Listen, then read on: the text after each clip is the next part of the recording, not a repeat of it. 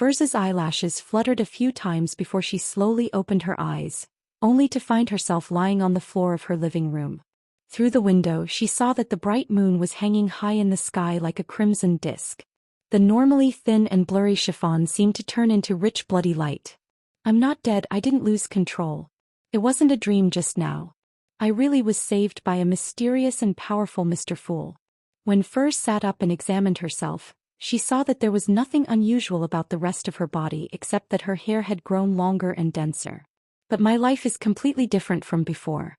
I don't know if this is good or bad. Silently mumbling to herself, Furz sat on the ground hugging her knees whilst lost in thought. Her mind would sometimes wander off and at times she would be anxious, sad or confused. Above the grey fog, Klein looked at the chair which had the symbol of a layered door on its back. He muttered to himself in thought, I wonder what kind of information is contained in those ravings. When she's at sequence 7 or sequence 6, she should be able to resist the negative effects and hear the content of the ravings. If she hasn't grasped the acting method, I can let Miss Justice and the others help me teach her. I have sworn under a holy artifact to the goddess that I wouldn't mention anything related to the acting method to people who aren't aware of it. When I advance to sequence 5 and become a nimble rite master, perhaps I can use a corresponding ritual and the uniqueness of this mysterious space to remotely control her and directly see what she sees and hear what she hears. That way I can determine if it's Mr. Door. This gentleman who has witnessed the history of the fourth epoch might be even older than Mr. Azek, who had lived multiple lives. I wonder what sequence his strength and level are equivalent to. 2, or even 1.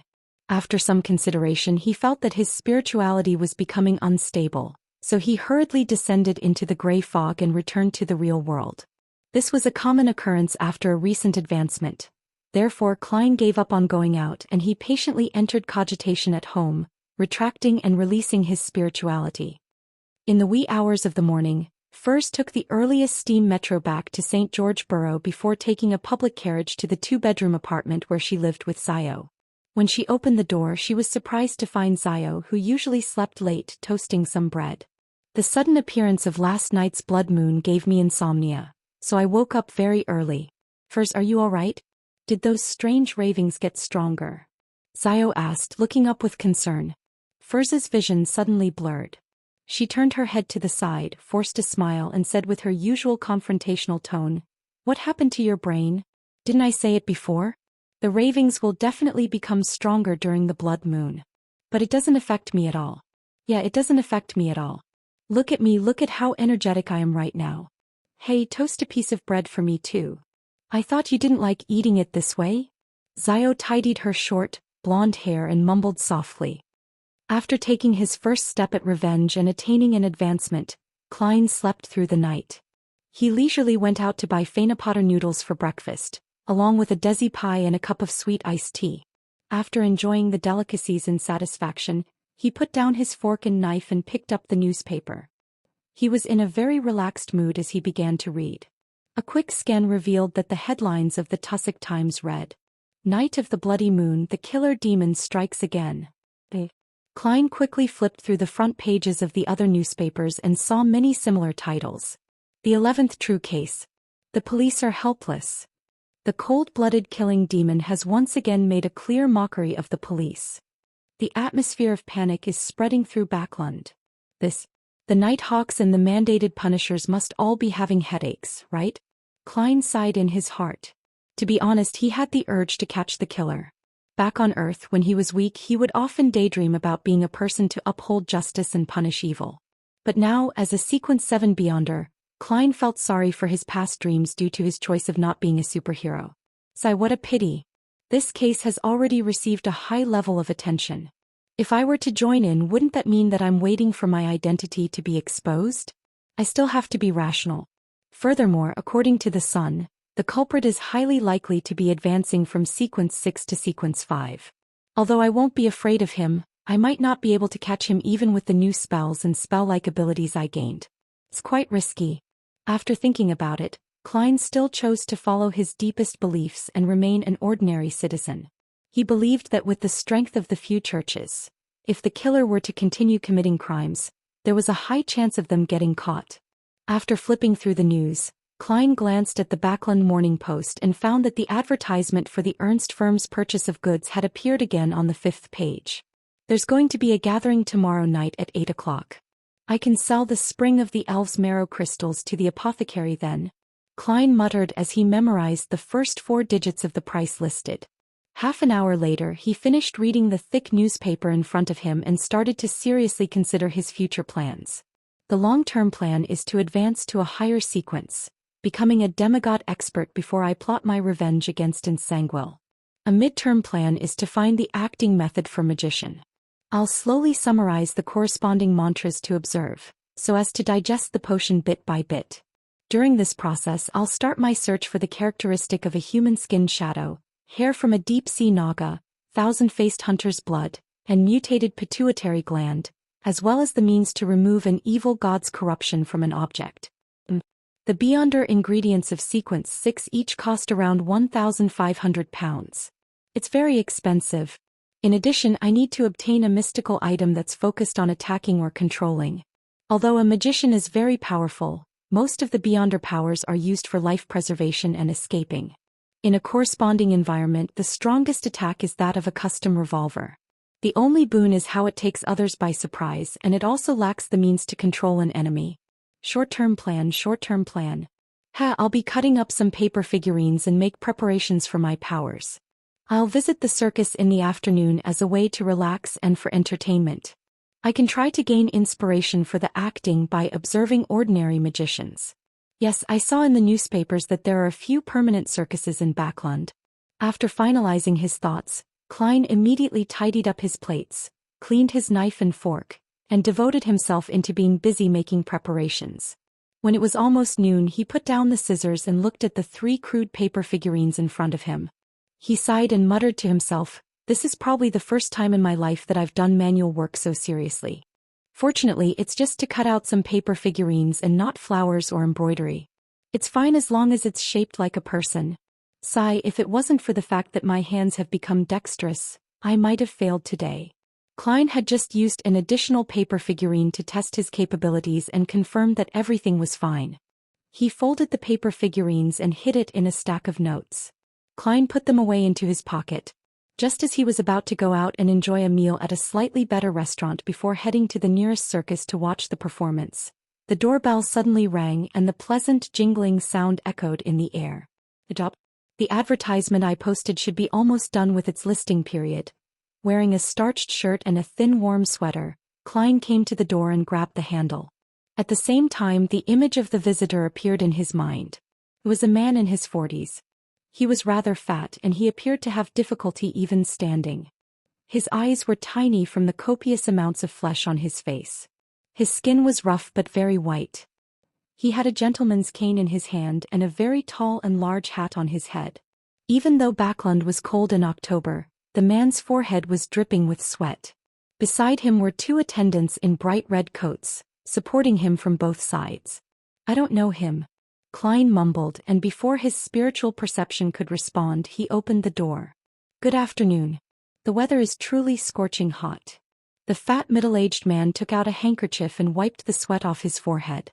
As he spoke, a cold wind blew, causing the 2 attendants beside him to shiver. "Good afternoon. Is there anything I can help you with?" Klein asked politely. "You are Detective Sherlock Moriarty? I have something that I want to entrust you with." The middle-aged man forced a smile and said, "I forgot to introduce myself. I'm Rogo Koloman, a jewelry businessman. Please come on in." Klein smiled and made way. Rogo Koloman stepped in with heavy footsteps and sat down on the sofa, causing the old furniture to emit a resistant groan. "What is it exactly?" Klein took out a copper penny and deftly rolled it around his fingertips. Rogo sighed and said, "I wish for you to protect my son until tomorrow afternoon. He has offended some lunatics." "Until tomorrow afternoon? Have you found a solution? Why not call the police?" Klein asked unhurriedly. Rogo remained silent for 2 seconds before saying, "Adel got into some bad company and was led to do bad things by them. Oh, it's nothing too serious but ones that can land him in prison. Unless it's necessary, I don't want to call the police. He recently had a falling out with those bad friends of his. As a result, he suddenly broke down and kept yelling that those people wanted to kill him. I was very worried, so I hired 6 senior bodyguards from a security company to keep watch outside.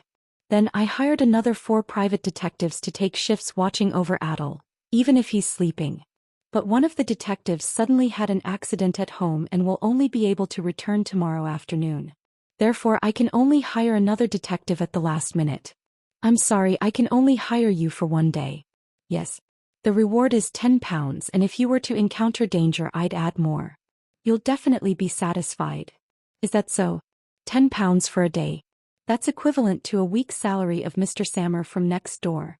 Klein was able to tell from the color of the other's emotions that he wasn't lying. During the brief silence in the living room, he kept flipping the copper penny between his fingers, and with a thud, it fell into his palm. Klein glanced at it, bent his fingers and smiled. Deal. Fortunately, it's just to cut out some paper figurines and not flowers or embroidery. It's fine as long as it's shaped like a person. Sigh, if it wasn't for the fact that my hands have become dexterous, I might have failed today. Klein had just used an additional paper figurine to test his capabilities and confirmed that everything was fine. He folded the paper figurines and hid it in a stack of notes. Klein put them away into his pocket, just as he was about to go out and enjoy a meal at a slightly better restaurant before heading to the nearest circus to watch the performance.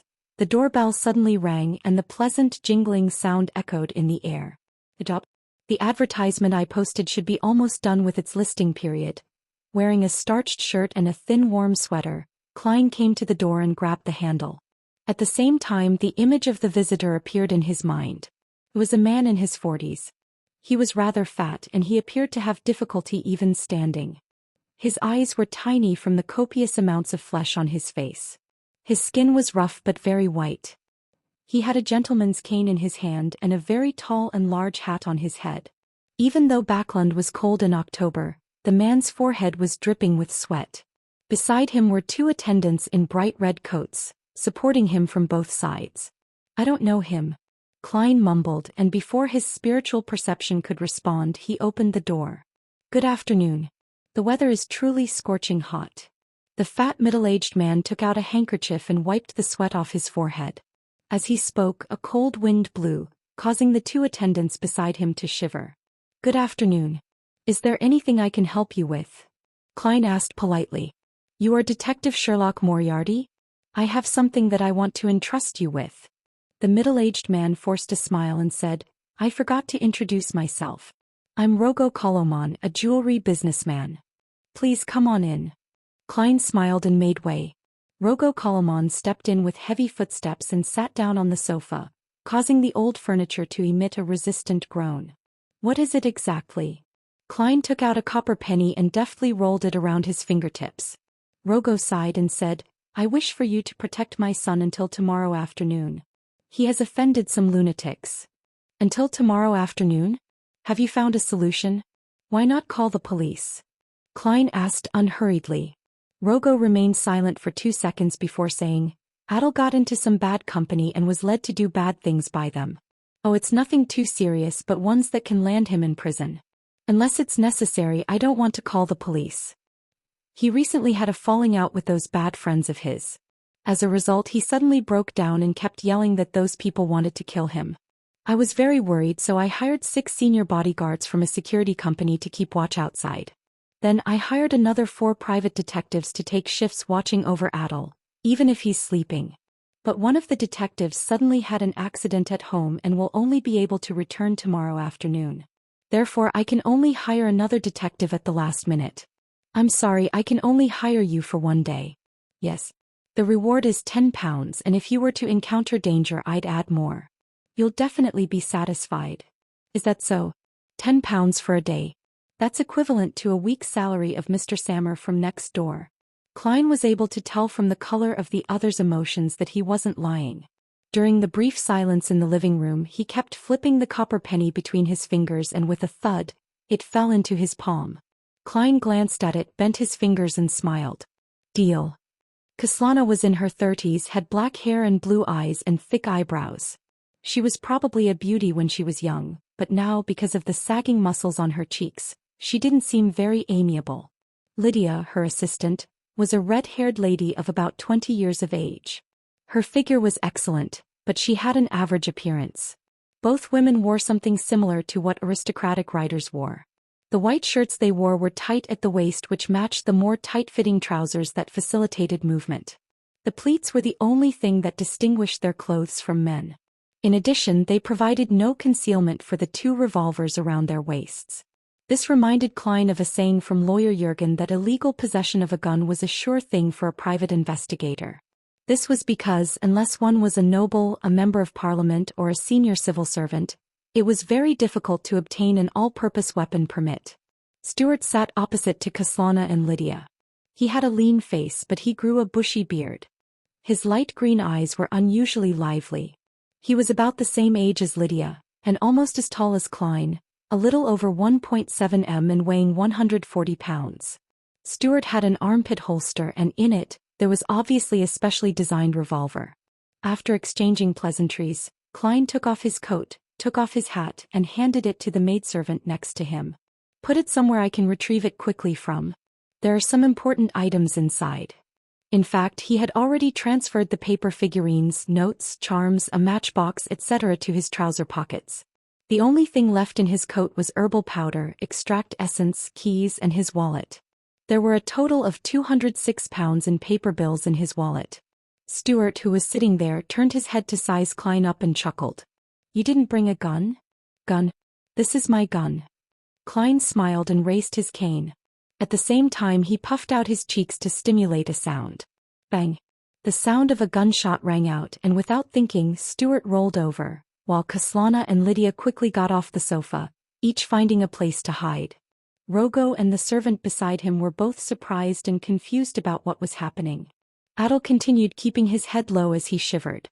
When they saw that Klein was only holding onto a black cane and realized that nothing had happened, Kaslana and company calmed down. They frowned and asked, "What just happened?" "Ever since I handed a revolver I picked up to the police, I've been learning how to imitate its sound. It seems to be quite effective," Klein replied half-jokingly. "That's not funny, Detective Moriarty," Kaslana said in a deep voice. "I just wanted to perform some magic for you," Klein lampooned. He handed his cane to the maidservant and solemnly nodded. "I will keep that in mind." Stuart, who was in the most pathetic state a moment ago, didn't seem to be angry at all. He patted his clothes with great interest, got up and asked, "Why haven't I heard of you, Mr. Moriarty? I mean, I know a lot of people in the detective business, but I've not heard about you in the past." "I only came to Backlund in early September," Klein briefly explained. "Is that so?" Stuart laughed and said, "Tonight the two of us will pair up. We'll be in charge of everything from midnight until tomorrow morning. Will that be a problem?" "Nope," Klein responded with the same smile. "Okay, after dinner, you guys have some rest and take over your shifts in the early morning," Kaslana added. Klein took a long look at the trembling Adel and nodded seriously. Nothing happened throughout the afternoon, and the worried male and female hosts prepared a hearty dinner for the detectives and the bodyguards, but no alcoholic beverages were provided. After eating and drinking to his heart's content, Klein and Stuart, a young man with a full beard, went to their rooms on the second floor. Seeing that no one was around, Stuart shook his head and said, "Sherlock, you should have noticed that the problem with Adel isn't something regarding revenge. Bro, you sure are affable." Klein's expression didn't change as he asked, "Why do you say that?" "He looks more like he has a mental problem, or according to the countryside he's been haunted by ghosts and evil spirits. Frankly, I'm afraid of that." Stuart sighed. "Mr. Colomon should take him to a psychiatrist, and if that doesn't work, get the priests from the Lord of Storms to sprinkle some holy water and perform a ritual." "You can suggest it to him," Klein said objectively. "If Adel doesn't get better, I'll consider it in about a couple of days." Stuart glanced sideways at Klein. Klein laughed and replied, "That's up to you. My mission will be over tomorrow." At that moment, the two of them had arrived at their destination and entered their respective rooms. 1 in the morning, inside Adel's bedroom. Klein sat in a rocking chair holding on to Azek's copper whistle, quietly watching his ward. Stuart sipped his coffee at his desk. The two of them didn't speak, afraid that they would wake the sleeping Adel. As time passed, a cold chill swept through the room. Adel sat up and opened his eyes. "What's wrong?" Stuart asked somewhat nervously. "To the washroom," Adel replied in a soft, dreamy voice. His face seemed paler and his lips were turning purple. Stuart was about to speak when he saw Sherlock Moriarty stand up and nod at him. "I'll follow him." "All right." Stuart let out a sigh of relief. Putting his hands into his pockets, Klein stayed one step behind Adel and followed him to the entrance of the washroom 2 rooms away. Just as Adel was about to close the door behind him, he saw a figure flash in. "I can't let you out of my sight." "Heh, do whatever you have to do and pretend that I don't exist." Klein smiled and leaned against the wall. Adel remained silent, his eyes unfocused as he looked into the mirror. He turned on the faucet and let the water flow. At this moment, Klein took out a box of matches and lit a matchstick as though he wanted to smoke. However, he didn't do so. He blew on the air and allowed the match to go out. Pop. Klein casually threw the match in front of him and took out another item. Adel, whose back was facing him, suddenly straightened up. The figure in the mirror was so pale that it looked like a corpse. Whoosh. In the washroom, a cold wind howled.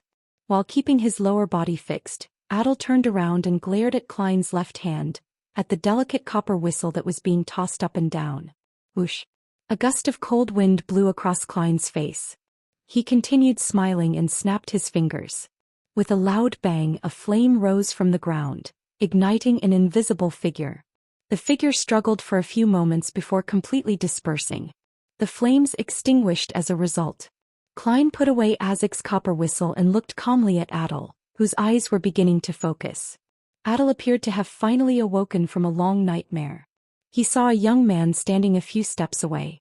The man was wearing a white shirt, dark trousers and a pair of gold-rimmed glasses.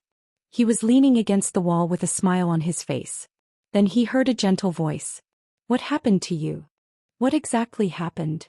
Adel muttered this question softly and realized that he couldn't remember what he had done the past few days. He looked around dreamily, frightened, panicked and confused. "Who are you? Where is this place?" "This is your washroom. Don't you recognize it? I'm a private detective in charge of protecting you." Klein looked at the teenage boy who hadn't figured out the situation around him and chuckled in response. "Pie house. Detective to protect me. What exactly happened?" Adel looked around in astonishment and murmured to himself. Suddenly he stopped, his already pale face filled with unconcealable fear. "And maybe there really are ghosts in this world. There really are ghosts." His voice was shaky, but Klein could hear 2 completely different feelings from his voice: fear and excitement, and these were perfectly depicted by the color of his emotions. Excited? Did this boy end up provoking a wraith because of his thirst for excitement? It's true that the young are bold and unafraid of death. Klein made a preliminary guess, but he asked in confusion, "Ghosts?" After becoming a magician, his spirit vision had been slightly enhanced, but not by much. He was still unable to see the astral projection surface deep in the ether body and, as such, unable to judge whether the target was a beyonder or not. Adel's pale face suddenly flushed red. "Yes, ghosts." He flailed his arms and added, "There exists a wider world beyond our senses. I'm serious. Death is not the end of everything." This line. He's indeed an adolescent. However, I think I've seen similar words somewhere. Klein smiled and said, "I believe in another saying. In the face of time that is even more ancient than ancientness, even death itself will disappear." Without waiting for Adel to say anything, he took out his gold pocket watch, opened it and said, "So, how did you get yourself into the state you were in before? You were like a patient with a nervous breakdown." Adel turned his head and thought for a few seconds, then he said, "I joined a society. It's not an ordinary society. We all believe that death is not the end. We can use mysticism to even sense death directly and understand that everything can be reversed. Yes, we believe that the dead can be resurrected." Klein, who had just climbed out of his grave more than a month ago, chuckled dryly. "You and the others were trying to revive the dead? Death is not the end. A world beyond the senses. Everything can be reversed. Mystic sensing. Aren't these the teachings of the Numinous Episcopate? These were all created to revive death." He muttered to himself silently in enlightenment. "Yes." Adel nodded, his eyes bright but completely unable to hide his fear. "Where did you get your corpses?" Klein pressed. "We will secretly dig up graves, those that haven't been buried for long, or buy them from the hospital," Adel said as he recalled. "It's indeed a crime that can get you thrown into jail." It's no wonder that Rogo Colomon doesn't want the police involved. You sure are bold to get your thrills. Klein maintained his genial smile and asked, and did you succeed? Not yet. The way they looked at me during the last gathering was like they were looking at a corpse, as if they were wondering where to place their corresponding mystics. And then we danced a spirit dance and communicated with the world beyond with our senses, and then I lost all my memories since then. Adel's body began to tremble uncontrollably. Spirit dance? It really is the numinous episcopate. This fellow became a test subject for his companions? Klein frowned and asked, your memory is disconnected from that point until now? According to the internal records of the Nighthawks, spirit dances originated from the ancient sacrificial dances that were popular in the southern continent. It was the ritual method that Death loved. A spirit dance was to use the beat, rhythm, and movements to harmonize one's spirituality so that it could interact with the natural environment so as to establish an interaction with the target of the prayer. Then, combined with a simple altar arrangement and corresponding honorific name, it can achieve the effects of a more complex ritualistic magic. Yes, Adel softly replied before he suddenly raised his head. What day is it today? What time is it now? Friday morning, 1:12 a.m., Klein answered based on his memory. Adel subconsciously took a deep breath and said, I've missed the newest gathering. They conduct a resurrection ritual outside Grimm Cemetery every Friday at 3 in the morning. Grimm Cemetery got its name because it wasn't far from Grimm Garden Street. You still wish to go? Have you forgotten what had happened to you? Oh, you don't actually remember, but you should ask your father, your mother, and servants, Klein reminded the young man in front of him. And I might not be able to help you any further. He added silently in his heart. After this incident, he discovered another weakness of a magician, which was the lack of an ability to deal with wraiths and shadow-related creatures. Only the control of fire barely counted. But after those creatures possessed a human body, exorcism and purification became a problem, unless he wanted to kill both the ghost and the human. Of course, Klein wasn't completely helpless in this aspect. He could conduct ritualistic magic to do similar things, but that would be very troublesome. It would easily expose his identity and was unsuited for actual combat. After some thought, he had finally chosen to use Azek's copper whistle to lure the wraith out. Then he controlled the flames to complete the purification. However, the level of damage wasn't high. If he were to encounter a slightly more powerful wraith, it was possible that he was unable to take care of it. I still lack items or charms that deal with undead creatures. If only I had the sealed artifact 3-0782 mutated sun sacred emblem. Klein's thoughts were momentarily distracted. Adel suddenly remembered his missing memories and his face turned pale again. He answered with a trembling voice, No, I don't want to go. I never want to go again. Very good. Klein smiled in support. Adel looked at his face, which didn't contain the slightest bit of fear, and subconsciously asked, Aren't you afraid after I've said so much? Klein stopped leaning against the wall and slowly straightened his body. He replied in a relaxed tone, For a detective, they would rather not believe something unless there's concrete evidence. He opened the door and walked out, wondering if he should make contact with the numinous episcopate. After all, this might involve the mystery of Mr. Azek's life. Adel looked at the private detectives back in a daze. It took him quite some time to realize that there was no one in the washroom other than himself. Furthermore, the moonlight outside was so gloomy that it left long shadows, making it seem as though something invisible was lurking and watching. He shivered and hurriedly shouted, Wait for me. As he spoke, Adel quickened his pace, rushed out of the washroom and followed closely behind Klein. He knows fear and is apprehensive. That means he's still redeemable. Klein mumbled before inserting his hands into his pockets. When he returned to his bedroom, Stuart didn't notice that Adel had already turned for the better. He still wore a serious expression from the ghost story he imagined himself, so he didn't dare to walk around recklessly. After Adel fell asleep again, Klein took out a copper penny and let it move between his fingers. When it was close to 2:50 a.m., he threw up the coin and caught it firmly before standing up and whispered to Stuart, I'll be heading to the balcony to smoke a cigarette. Be quick, Stuart urged with somewhat taut nerves. Klein put on his long gown and walked slowly out the door to the balcony at the end of the corridor. Then he hid in the shadows. Then he pulled out a rather crudely cut paper figurine.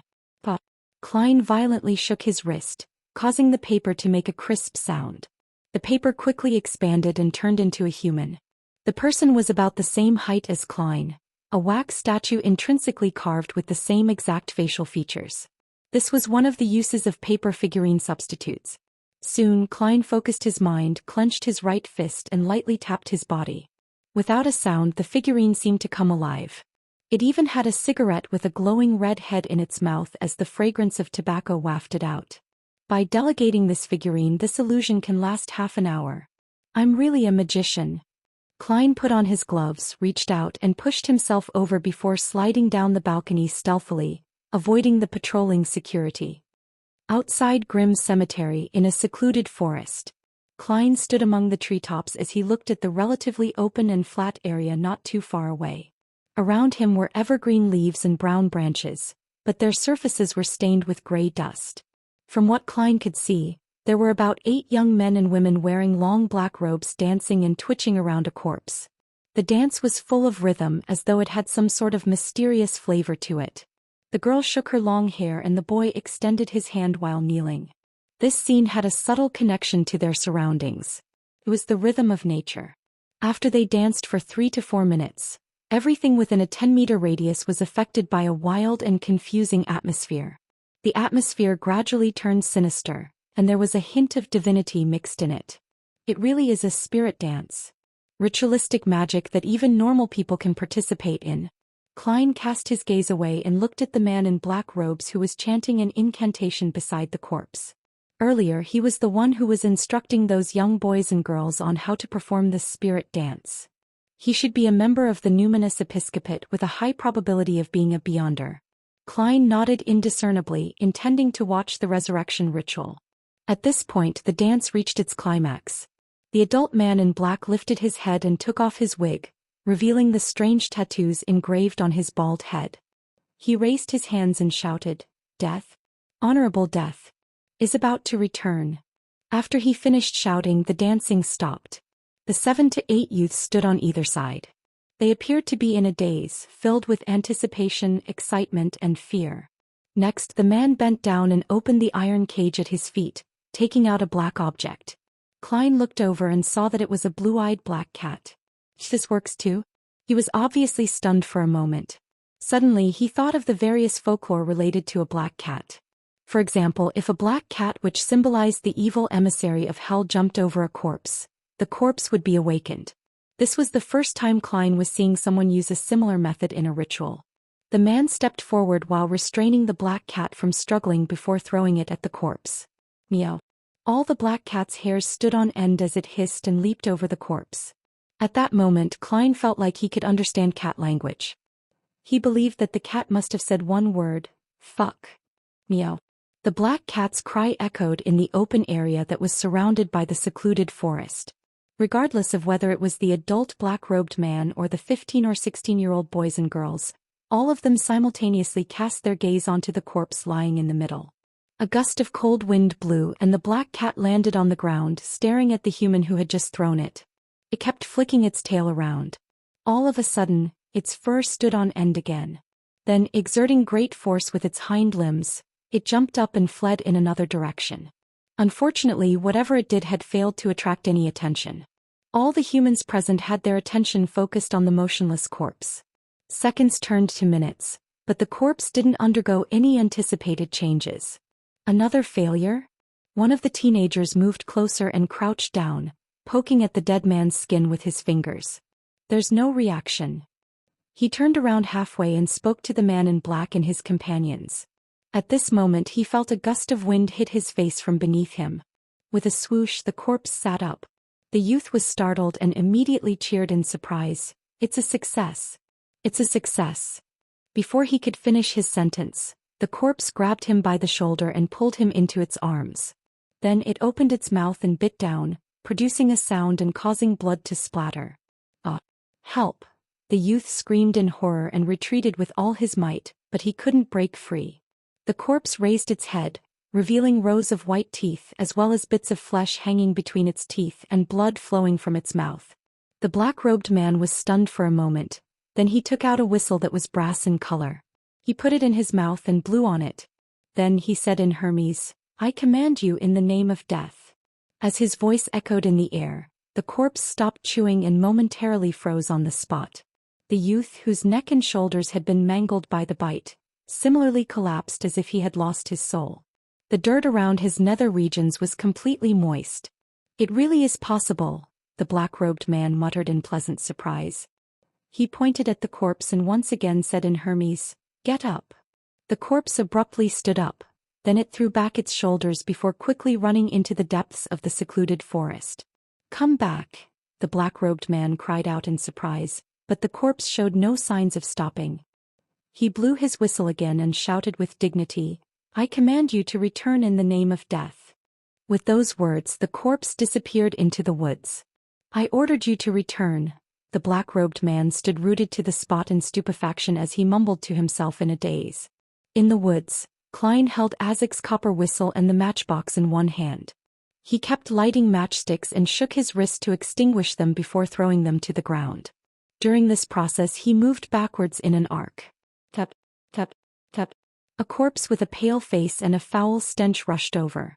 Its lifeless eyes stared straight at the ancient and exquisite copper whistle. As Klein retreated, his cheeks puffed out, he aimed at the corpse and simulated the sound. Bang! The corpse suddenly staggered as a penetrating wound appeared in its chest. Bang! Klein puffed out his cheeks again and fired another air bullet. Splat! The head of the corpse shattered as rotten liquid dripped from it incessantly. However, that wasn't a fatal injury to the corpse.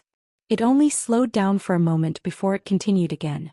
Upon seeing this, Klein took a step back and snapped loudly. Pop! A bright flame rose from the ground, enveloping the corpse and igniting its outer garments. Tap, tap, tap. The corpse rushed through the flames and continued to charge forward like a mad bull. Pop, pop, pop. Klein kept snapping his fingers, causing red flames to appear on the ground, one after another. The corpse didn't feel any pain as it passed through the flames, but gradually its body began to burn, and the flames grew more and more intense. It gave off the strange feeling as though a candle was melting. Finally, the corpse, which had turned into a torch, arrived in front of Klein as it clawed at him. At the same time, a flame rose up and engulfed both him and Klein. The corpse grabbed Klein's shoulder but only produced sparks. Klein's figure dissipated in the red light and reappeared in the farthest burning pile. At that point, the corpse seemed to have exhausted all of its strength and stopped struggling. It quickly melted under the dark green flames, turning into ashes and oil wax. "He's stronger than all the zombies and wraiths that I've met before. Well, not as good as Mr. Isaac's descendant. If it weren't for me, they would all be dead here today." Klein shook his head and walked through the trees toward the open area. At this moment, the black-robed man had already noticed the changes in the forest. Without any hesitation, he turned around and ran, while the 7 to 8 youngsters scattered in a flash. However, when they realized that they were the only ones in the area, they timidly stopped and returned to the original area where they gathered together. Having just experienced the awakening of a corpse, and how the corpse had bitten one of the youths, they didn't dare to run away alone in the deep, dark night. It would make the back of their necks feel cold. They looked at each other. No one dared to help the youth who was badly mutilated in the neck and shoulders, afraid that he might turn into a zombie at any moment. In the short silence that made their hearts beat like a drum, they saw a clown, wearing flashy clothes with red, yellow and white paint covering his face, walking out from the forest. This was an illusion that was personally created by Klein. He surveyed his surroundings but didn't pursue the black-robed man. Instead, he asked in a hoarse voice, "Who was the one who presided over the ceremony?" "Who?"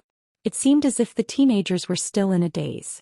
It took them a few seconds before they pushed out a trembling boy who replied, He's our language teacher in ancient Fasak Kapusky Reed. He claimed to have a deep understanding of death and wanted to lead us in the search of the mysteries of immortality. So he's a teacher from school. The mysteries of immortality? You really don't need to pay taxes to brag. Judging from his performance just now, this fellow shouldn't be a spirit medium. At the very most, he would be a grave digger. In fact, he might only be at Sequence 9, a corpse collector. Of course, he might not be from the death pathway and simply joined the numinous episcopate because of his adoration. After Klein got the exact location where Kapusky stayed, he thought for a moment and said, "You guys can go back now. Don't get involved in this anymore." Don't leak this out. Otherwise, all of you will die. Then he emphasized again, all of you will die. The young boys and girls who had been scared witless by what had just happened all frantically nodded. They prepared to leave with each other's help. At this moment, a young girl with smooth hair pointed at her companion who was moaning in pain on the ground and asked, Will he be all right? He won't die for now, but you have to take him to a doctor. Say that he was bitten by a hyena that often eats rotting meat. Klein ignored them and headed back into the woods. The young man and woman looked at each other and someone blurted out, Excuse me, may I ask how we should address you? Klein smiled and deliberately misled him as he replied in a low voice, I'm just a gatekeeper of hell. As he spoke, a mist spread out and his figure disappeared from where he stood. Of course, those were all illusions. A gatekeeper of hell? The young men and women repeated the words softly, each having their own thoughts. However, after a gust of bone-piercing cold wind blew past, they trembled once more, supported their companions and left the place without daring to look back. This is a member of the numinous episcopate? What a disappointment. If he didn't abandon his current identity, I would pay him a visit in the middle of the night to see if he knows anything. Yeah, I have to teach him a lesson so that he wouldn't dare to bring trouble to the students again. Does he think spirit dances and resurrection rituals are child's play? Klein habitually judged the situation from a Nighthawk standpoint. Soon he returned to Rogo Koloman's mansion and waited patiently for the bodyguards to pass by during their patrols. As soon as he found an opportunity, he climbed over the fence and quickly followed the shadows to the house. Then he quietly climbed up to the balcony. At that moment, the figurine disguised as him was still smoking. But Klein snapped his fingers. The figure in front of him turned into a thin piece of paper and floated onto his palm.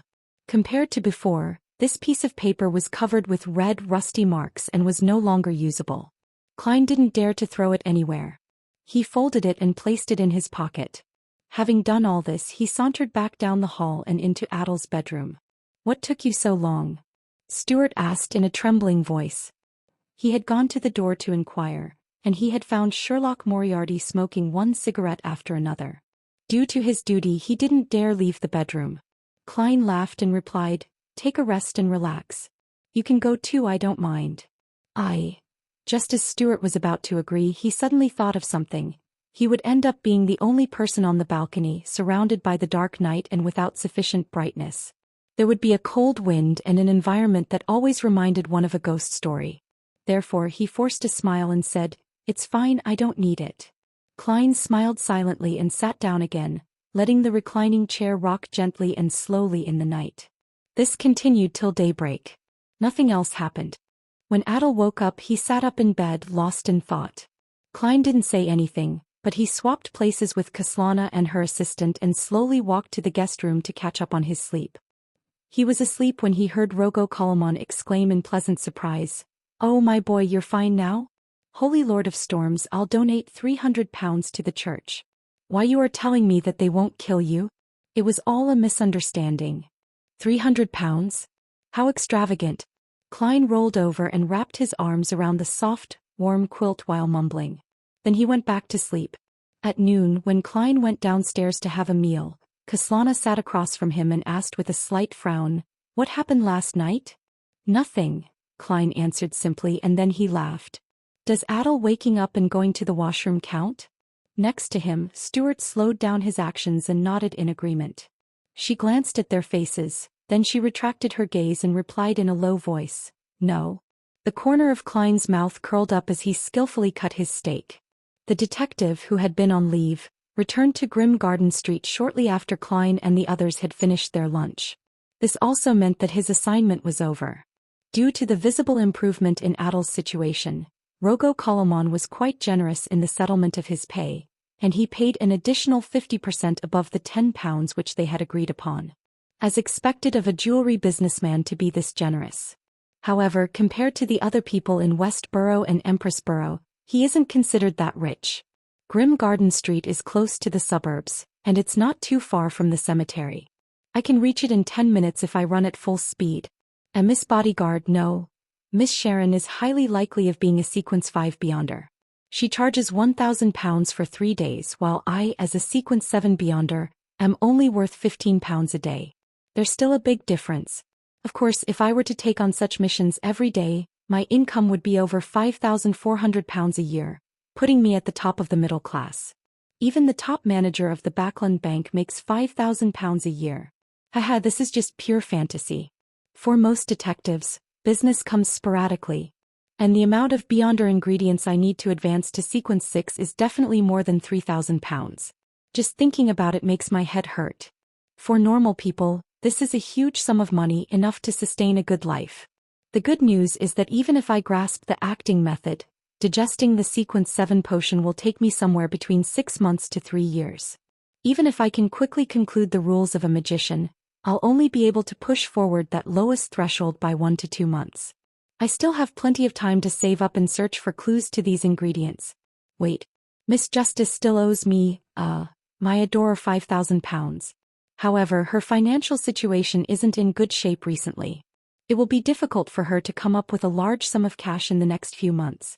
Klein took the 3 £5 notes and left Westboro with thoughts running through his mind. After returning to Minsk Street, he quickly burned the used paper figurine and made another 2 more. In the evening, he took the steam metro to the Backland Bridge district, and according to the numbers provided in the newspapers, he knocked on the door of the house where the gathering would take place. Similar to the past few times, he put on an iron mask that covered only the upper half of his face, wore a hooded black robe and followed the attendant into the activity room, where only one candle burned quietly. At first glance, Klein noticed that the number of Beyonders present at this gathering was less than half of what it used to be. I came at the exact time. Are the others late? This time, Klein didn't change his gait and picked a corner before sitting down slowly. After a few minutes, the old eye of wisdom cleared his throat and said, "Let's begin the gathering. The others shouldn't be coming." After saying that, he gave a brief explanation.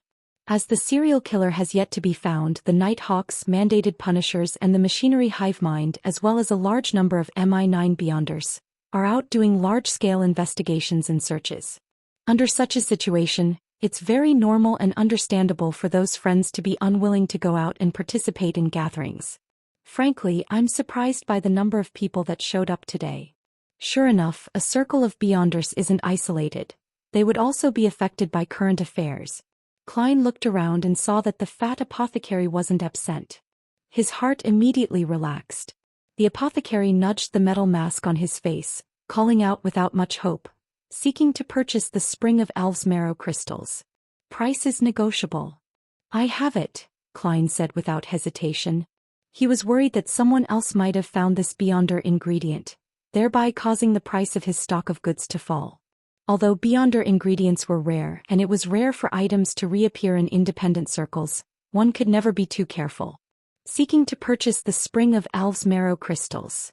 The apothecary didn't seem to hear the response. He was halfway through the sentence when it suddenly struck him.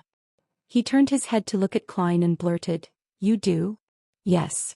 Klein found his fiery gaze a little too overwhelming.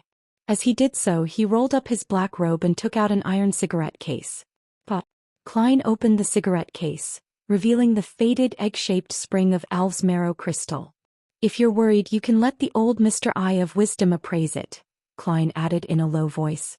This wasn't really necessary because it was obvious if something was a Beyonder ingredient or not. It was also quickly identified if something was contaminated or not. However, if one was lacking in mysticism knowledge, a Beyonder ingredient could very easily be mixed up with similar-looking ingredients. When that happened, one needed an appraisal. The apothecary looked like he was looking at a beautiful lady he had been yearning for all this time. He looked at the Beyonder ingredient in Klein's hands, mesmerized. After a few seconds, he shook his head and said, "No, there's no need. That's it. That's it." Klein curved the corner of his lips into a smile and named his price. £300 and clues to the apothecary formula. Clues to the apothecary formula. "It's you." The apothecary was stunned for a moment before he finally understood who the man was. It was the guy who made him bring the sedative for nothing. Soon after, his heart pained, his regret similarly reaching its limit as he sighed emotionally. "You really are a lucky guy. Why didn't I choose that road of fortune? I'm the king of yellow and black who wields good luck after all." Klein lampooned himself. The apothecary sighed and changed his posture. "That's too expensive. £200 and a clue to the formula." The clue to the formula is only a bonus because I cannot confirm its veracity. Therefore £300, not a penny less. I believe it's needed elsewhere. Klein smiled. This price is actually very fair. If it were anyone else, they might have offered £400 or even £500, and you might have even accepted that price. I'm not that foolish. I can still wait, the apothecary grumbled before saying, the clue can be verified by old Mr. Eye of Wisdom. It must be something that exists objectively, something that has detailed information before I'm able to appraise it. Just a clue isn't among these conditions, Eye of Wisdom said. Divination, on the other hand, can roughly determine whether the clue is effective as long as it doesn't involve powers 2 or 3 sequences above myself. Klein silently said to himself. However, he wouldn't reveal his expertise in divination at a Beyonder gathering. All right then. £300 plus the clue. You lucked out. The apothecary took a deep breath and pulled out a thick wad of cash. He then counted the corresponding amount and then asked the attendant to bring him a pen and paper before he started writing. After he was done writing the clue, he crumpled the paper into a ball and handed it along with the cash and some items to the attendant. Klein was suddenly stunned when he saw the attendant walk over. In addition to the cash and clue, there were also 4 glass tubes filled with what seemed to be pure liquids. What are these? Klein asked, perplexed. Have you forgotten? Your sedative, the sedative I specially concocted. It's 10 soldi a bottle, £2 for 4, so the cash there is £298. Answered the apothecary. If you're worried about my sedative, you can have it appraised. I really forgot. I did all of that to gain Miss Sharon's trust, and now that she's not here, well, it's fine. Maybe a sedative would be able to handle some unexpected situations. Klein stopped talking, took out the spring of Alv's marrow crystal, took the items, counted the cash in front of everyone, and determined their authenticity with the faint candlelight. A total of £298. That's right. Seeing that his wallet could no longer hold any more cash, Klein could only roll up the bills and slip them into his pocket. After putting away the sedative, he unfolded the note and glanced at the clue. On the south side of the bridge on Rose Street at the Harvest Church, find Bishop Utravsky. As long as you help him complete a mission, you'll be able to get the apothecary formula. Harvest Church. That's one of the few cathedrals of the Church of Mother Earth in the kingdom. This church also grasps 2 Beyonder pathways, planter and apothecary. The clues match well. Klein thought as he refolded the note. As the gathering continued, it was unknown whether the female Beyonder with the artisan backing her wasn't present, or she just didn't have any new Beyonder weapons to sell. There were no signs of her, leaving Klein disappointed. Now that he had £509 in hand, he wanted to equip himself nicely. After many transactions were aborted, a man sitting on a stool said in a low voice, "A friend of mine was unfortunately discovered in this investigation. He's imprisoned in a particular Lord of Storm's cathedral by the mandated punishers. I wish to hire a few helpers to rescue him." Eye of Wisdom immediately replied, "Stray dog, give up that thought. A cathedral's mandated punishers and sealed artifacts are enough to destroy all of us here. Your friend's fate has already been decided. Don't let yourself be trapped in the same situation." Stray Dog looked around and realized that no one responded to his request. He couldn't help but thump his thigh, growling, "But what did he do wrong? He's an excellent physician. He saved a lot of patients and has never hurt anyone. Just because he consumed a potion and became a Beyonder, he's to be imprisoned in a place where the sun never shines. He'll even become an experimental subject for the mandated punishers? Why? Stray Dog's agonized questions echoed in the room. Even the apothecary, who couldn't keep his mouth shut, remained silent. Klein, a former official Beyonder, could only sigh deeply in his heart. Without the spread of the acting method, wild Beyonders are ticking time bombs. But if the acting method is popularized, then the situation would become even more chaotic and bloody. After all, there are the laws of Beyonder characteristics, indestructibility and conservation. In this heavy atmosphere, the gathering came to an end. Klein, who had gotten nothing else, spoke again. "Who has revolvers and bullets that come augmented with different Beyonder effects? For example, purification, demon hunting, etc." He didn't specifically fix the caliber of the bullets because he didn't have a gun yet. He could simply wait until he bought the bullets before matching the corresponding gun. In the midst of the silence, a female beyonder sitting in the same corner replied in a low voice, "I can help you ask and I'll give you the answer at the next gathering." It seemed to be the lady with the artisan backing her. Klein sighed. All right. After the gathering ended, he didn't return to Minsk Street directly. Instead, he went to East Borough and changed his clothes, heading to the border between North Borough and Hillston Borough. It was where the suspected member of the numinous episcopate Kapusky Reed lived. North Borough, Alka Street. Kapusky Reed was sitting in a reclining chair in his activity room, lost in thought. In front of him was a fireplace burning with charcoal. As a senior educator at a public school, he received a salary of more than £4 a week, which was enough for a bachelor like him to live quite well. But the clothes he wore at home were patched up, and the teacups on the table looked extremely simple. Without taking off his wig, the most striking thing about Kapusky was his high cheekbones and puffed-up chest, a deformity in which the sternum protruded outwards. On his knee was a book of poems in ancient Fasak, but he hadn't flipped a single page even after some time had passed. Kapusky's eyes were unfocused as he stared blankly when he suddenly heard a light chuckle in his ear. "I'm very curious as to why you didn't run and chose to remain at home. Aren't you afraid of the police coming for you?" The voice was low and hoarse, like a boy whose voice was cracking during puberty. Kapusky shuddered and almost jumped out of his reclining chair. He abruptly turned his head to look and saw that there was a figure sitting on the sofa a few steps away from him.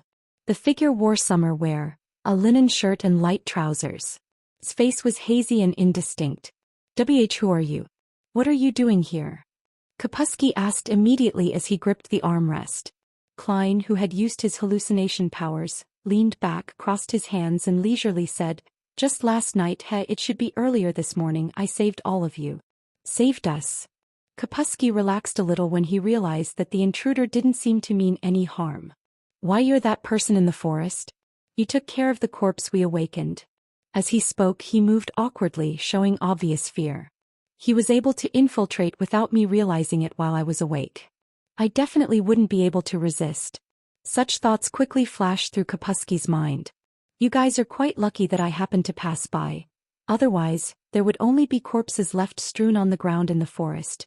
Corpses that would have been bitten to shreds." Klein laughed. "Answer my previous question. I'm very curious why you stayed at home. Do you know what crimes you've committed?" From the way that he had conducted the resurrection ritual and the reaction he had before and after the ritual, Klein had confirmed that Kapusky was a rookie who didn't have the means to hide his true emotions. Therefore, he intended to only use spirit vision and interrogation to get to the bottom of the matter. At most, he would verify it with divination at the end. I know, secretly buying corpses and robbing corpses from tombs. These are all crimes that can land me in jail for more than 10 years. Moreover, I'll definitely be punished by the church." Kapusky, who didn't look 30, drew a breath and said with a wry smile, "However, as long as I didn't cause too much trouble, those children and their parents wouldn't snitch on me because they also did the same thing.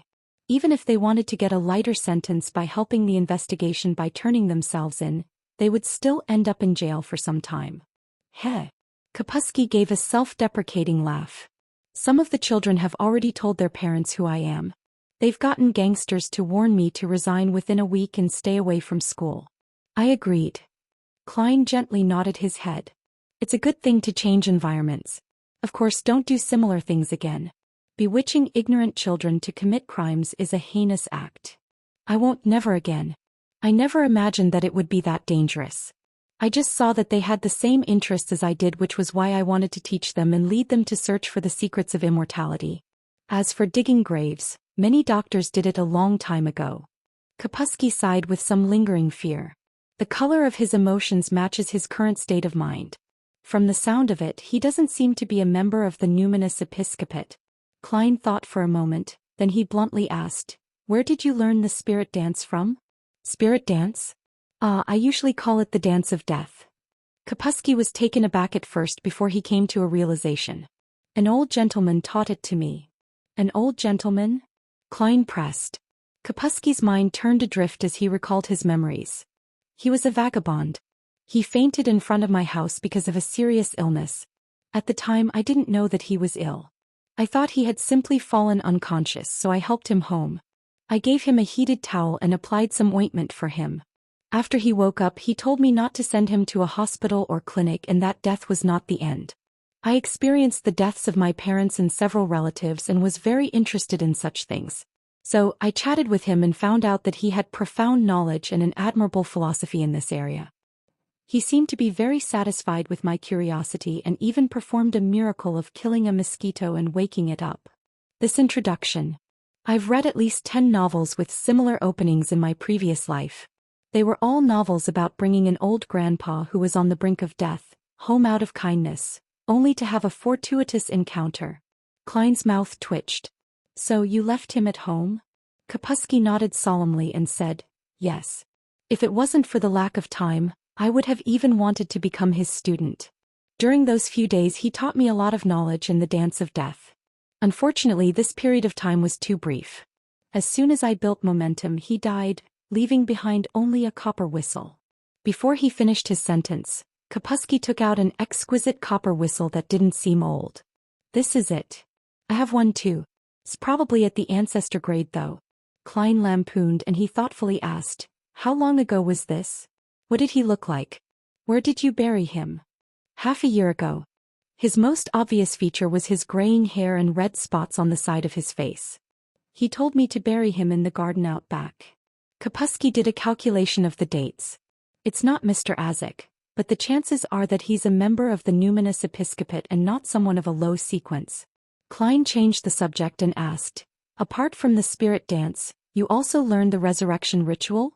I've only learned half of that ritual. I used some scattered knowledge and folklore to slowly improve it bit by bit, Kapusky answered very honestly. Improved it based on folklore?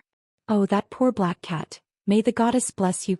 Klein resisted the urge to draw a crimson moon on his chest. What else? He pressed. Yes, and this copper whistle.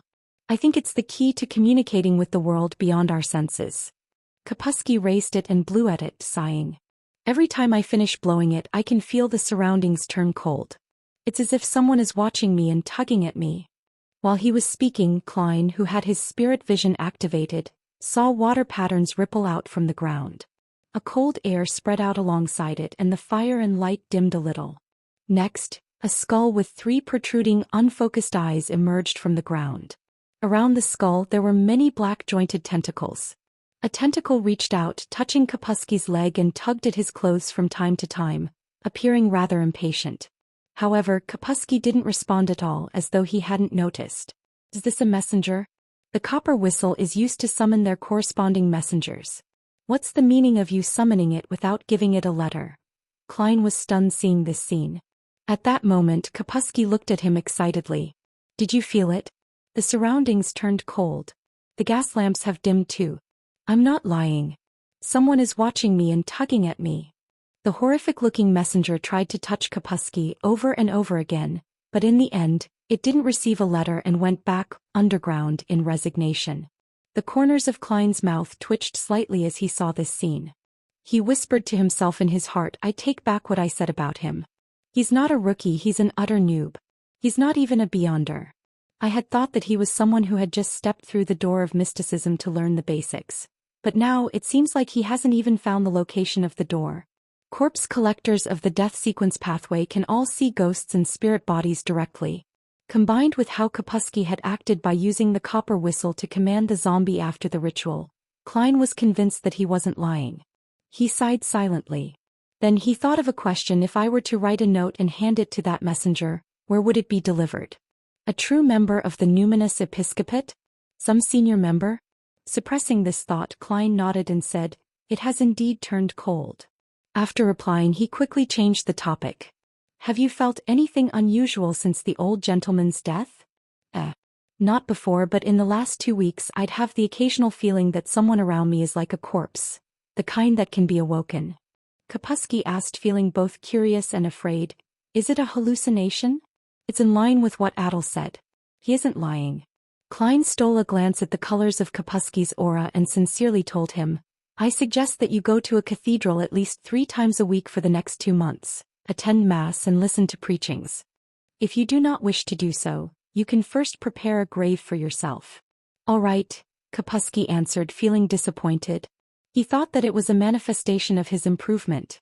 Klein contemplated for a moment and said in a commanding tone, "Take me to the old gentleman's corpse." Okay.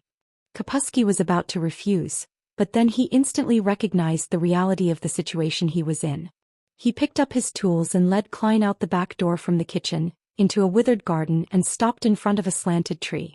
Klein stood by his side and watched Kapusky skillfully dig through the dirt, revealing the slate underneath. Having finished with the upper layer, Kapusky used his tools to pry open the slate. The slate was pressed against the soil that had been dug out just moments ago. The not-so-deep tomb was veiled in the crimson moon's luster that faintly penetrated through the clouds. Kapusky subconsciously looked over when he suddenly let out a miserable scream, retreated a few steps and fell to the ground. There was no rotting corpse or bones in the tomb. The bottom layer was littered with white feathers, dyed in yellow oil. White feathers. Looking at the corpseless grave, Klein suddenly thought of a word: angel. In the canon of the 7 major churches, they were filled with legends of angels and saints. The former had one characteristic: a pair of pure white wings on its back and as many as 2, 3, or even 6 pairs of pure white wings. However, in the blink of an eye, Klein remembered something else. Mr. Azek had once described his dream to him, one that seemed to indicate his different lives. One of the scenes was inside a dark mausoleum. There were many opened ancient coffins beside him, and in the coffins, there were corpses with white feathers growing from their backs. Is this a special characteristic of the death pathway, or a strange phenomenon caused by the numinous episcopate? Klein didn't say a word as he restrained his emotions and calmly looked at the white feathers stained with yellowish oil at the bottom of the grave.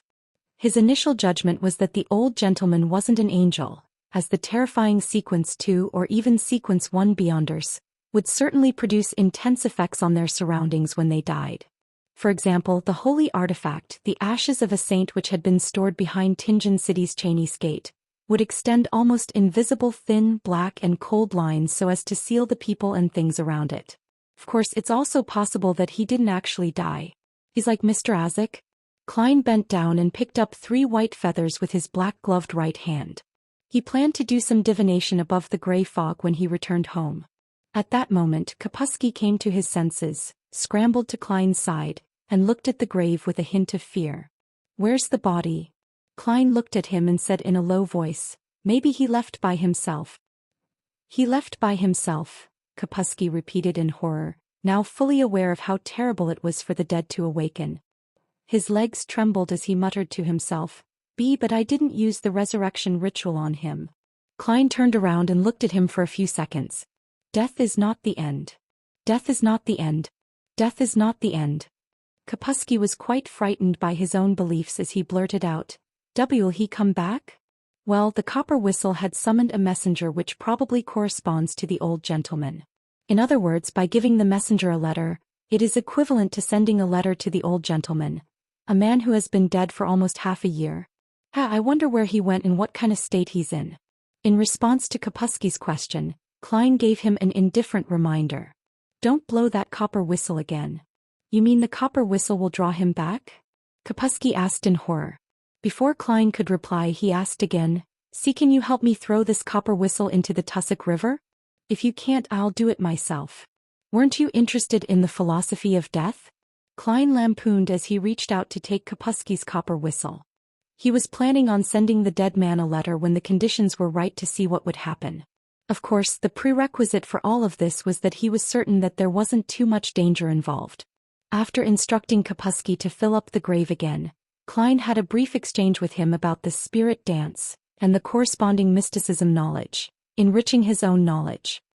He also asked Kapusky in detail about how he laid the old gentleman's body facing down in accordance with his last words. Under certain special circumstances, using spirit dance to replace part of the cumbersome setup for ritualistic magic would be more effective and simple. Seeing that he had achieved his goal, Klein warned Kapusky to stop dabbling with the so-called resurrection rituals. Then he left the street through the garden and took a long detour via carriage to East Borough.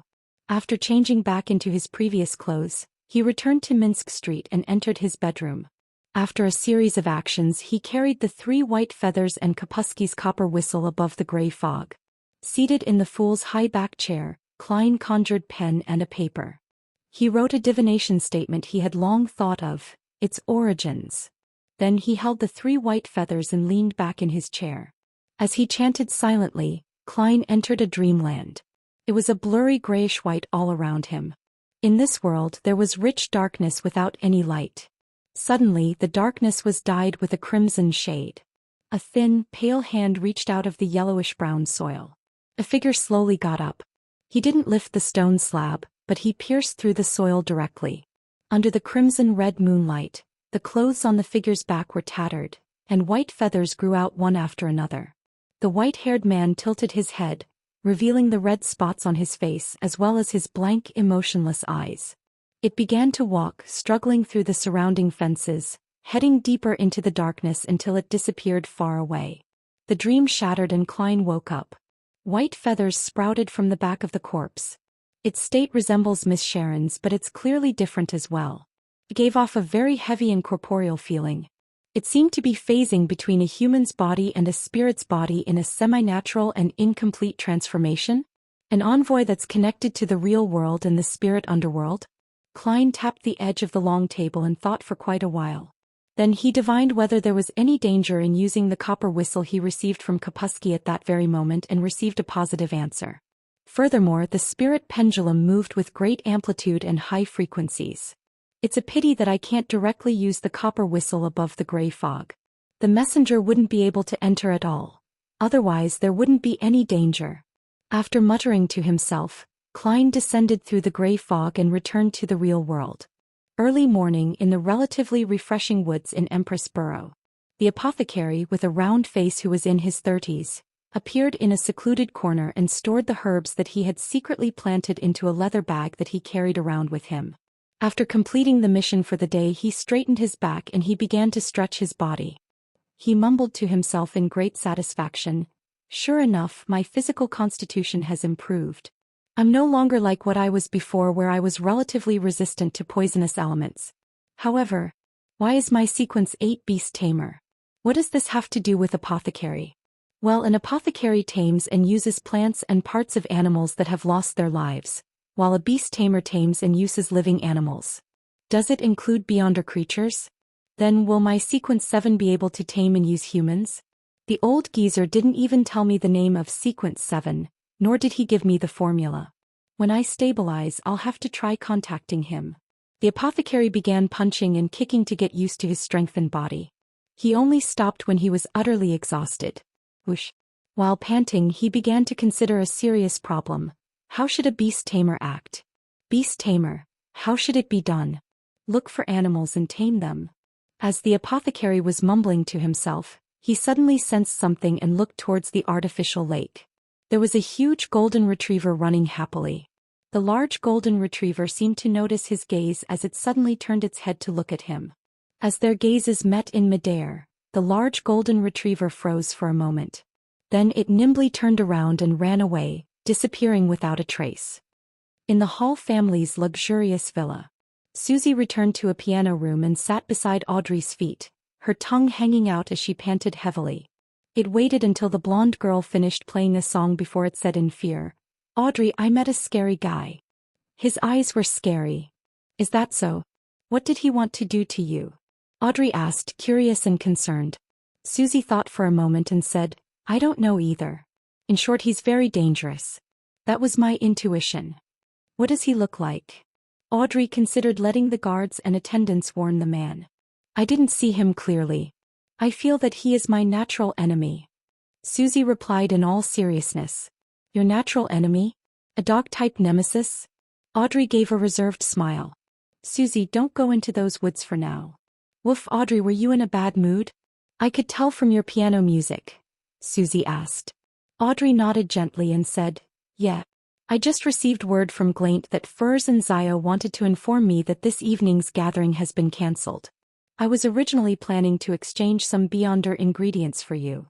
And also attempt to come into contact with people from the psychology alchemists," she added silently in her heart. "Why?" Susie asked, puzzled. Audrey thought for a moment before replying, "It's said to be a result of the serial murders." On Saturday morning, Backlund's air was as bad as usual. Klein was trying to make a noodle dish which he loved to eat as a child. For this he bought higher quality flour, added water and sugar, and mixed it to form a pot of thin paste. Then he poured oil into the pot and moistened the surface. After the oil heated up, he scooped up some of the flour paste with his soup spoon and poured it to the side of the pot, spreading it thin. Amidst the sizzling sounds, he spread out several flat pieces of bread, and the fragrance of the flour gradually emanated. When he was almost done, he removed the soft flat pieces of bread one by one and put them on the plate. Then he added water and turned the remaining materials into batter. As soon as he returned to the dining room with the flat bread and paste, Klein impatiently tore off a piece and stuffed it into his mouth. The flat piece of bread only had a rich fragrance of wheat and a sweet taste that whetted his appetite. It was simple and plain, but it was exceptionally delicious. It's the taste from my memories. Klein quickly ate, occasionally drinking a mouthful of the paste. As he was almost done eating and started to slow down, the doorbell suddenly rang. A new commission? Klein took off his napkin, wiped his hands and got up to go to the door. Before he touched the handle, the image of a visitor appeared in his mind. It was a middle-aged gentleman with white sideburns, a thin face and an outstanding temperament. It was the private detective Isengard Stanton, who could get an invitation from the police. Why is he here? Klein opened the door in puzzlement and asked with a smile, "Good morning, Mr. Stanton. Is there something?" Isengard took off his half-top hat and smiled. "Good morning, Mr. Moriarty. I wish to work with you. I believe you're an excellent detective. After all, you previously managed to lead your investigations all the way to East Balham Dock and the Dock Union all by yourself. Cooperate." Klein didn't hide his surprise. Isengard tapped his black cane and replied in a deep voice, "To find the serial killer behind the recent chain of serial murders. The police has already offered a reward of £2,000. £2,000? That's enough to drive all the bounty hunters and private detectives in Backland crazy. This isn't like Rear Admiral Hurricane Kalangos, who was out at sea for extended periods of time and had a bunch of subordinates. It's a bounty that can easily be touched if one reaches out. Well, a pirate with combat prowess comparable to a Sequence 5 was worth 10,000 gold pounds, and a Sequence 6 murder would have to be at the value of 3,000 to 4,000 pounds to be reasonable. Could it be that the Nighthawks and mandated punishers have misjudged the serial killer to be a Sequence 7, rather than a quasi-expert who is about to advance to Sequence 5? It's very possible that the ritual that the Sun mentioned is rather ancient. Perhaps after the cataclysm, it has rarely appeared again, and the few great churches and military don't have any information regarding this. There's an underlying problem. The Church of the Goddess, the Church of the God of Steam and Machinery, as well as the Augustus royal family, was said to have risen from the cataclysm. It's reasonable if they aren't aware of the past, but the Church of the Lord of Storms have always insisted that they are one of the oldest. Could it be that their age is referring to a period of time after the devils retreated back into the abyss? After hearing Isengard Stanton's words, the first thing that flashed across Klein's mind was to assess the amount of the bounty, and then he allowed his mind to wander and made many connections. "What's your opinion?" Isengard noticed that Sherlock Moriarty seemed distracted and pressed him. "My opinion?" Klein was momentarily stumped. A normal private detective would have definitely agreed, both because of the bounty and because of the well-known detective in front of him. A friendship with Isengard would provide him with great benefits in the detective circles. The problem, however, was that Klein wasn't a normal private detective. He was worried that he would run into the Nighthawks who were in charge of the investigation. "Although I now have a beard, glasses and a change in hairstyle, and the few Nighthawks who have seen me only a few times wouldn't recognize me, what if it was Madame Daly? However, it also isn't right to turn down the request, as that wouldn't make sense. It would appear bizarre and suspicious. Furthermore, I do hope to catch that devil as soon as possible. Otherwise, I don't know how many innocent girls will be killed." Klein hesitated for a few seconds, then he smiled. "I've recently taken on a very troublesome case. I'm afraid I don't have much spare time." Before Isengard Stanton could speak up, he added, "I can participate in the discussion and help to look through the information and analyze the clues, but I don't think I'll make any specific investigations. I'll do a divination later. If there's a problem, I'll also hold back from sharing my opinion and purely be a spectator." As he spoke, Klein quickly formulated a plan. Holding the black cane in his hand, Isengard pondered for a moment and said, "No problem. I've gathered more than a dozen detectives and have enough people to perform the investigation. What I admire the most about you is your excellent reasoning and analytical skills. Without as many resources as me, you actually managed to go all the way to the East Balham dock and went to the dock union. If we do capture the criminal and receive the bounty, I'll distribute the rewards according to everyone's contribution in a reasonable manner. Trust me, I have some credibility in this business. All right, I hope for a pleasant partnership. Klein reached out with his right hand and shook it, feeling the dry warmth of Isengard's palm. It wasn't easy for a middle-aged gentleman in his 40s or 50s to maintain such a warmth in Backlund's late autumn.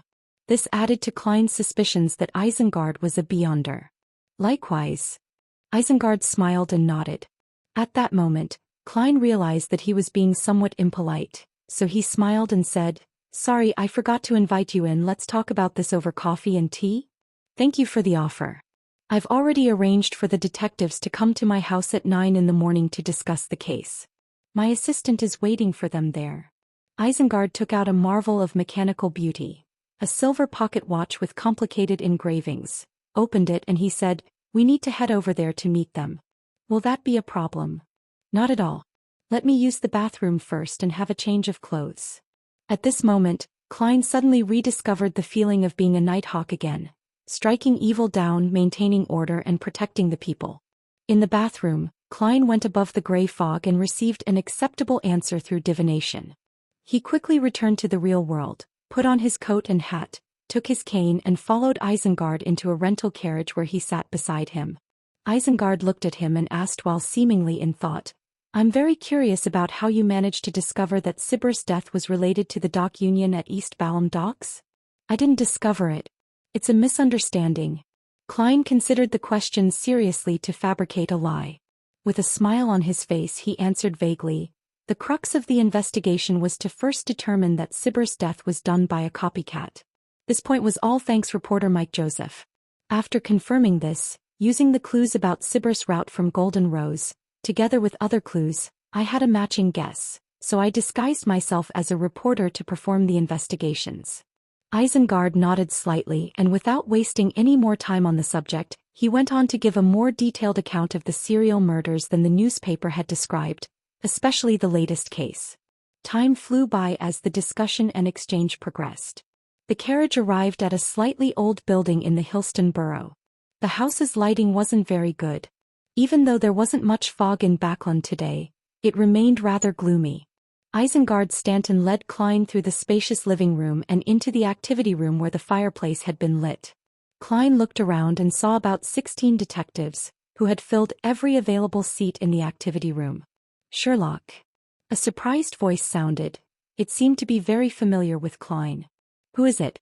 Klein looked over in surprise and realized that Detective Stewart, who he had just bade farewell yesterday, was actually here. He carefully looked around and recognized Detective Kaslana, who had been protecting Adel, and her assistant Lydia. What a coincidence. The corners of Klein's mouth curled up into a smile as he approached Stewart. Stewart squeezed to the side, vacating half of his seat, and said with a pat, "Maybe it's not a coincidence. I've read about it in a magazine before. There's a psychological phenomenon called synchronicity. Just thinking about it can make it happen." "Ah, that's a joke." At this point, Isengard introduced Klein to the detectives present. "This is Mr. Sherlock Moriarty, an excellent detective."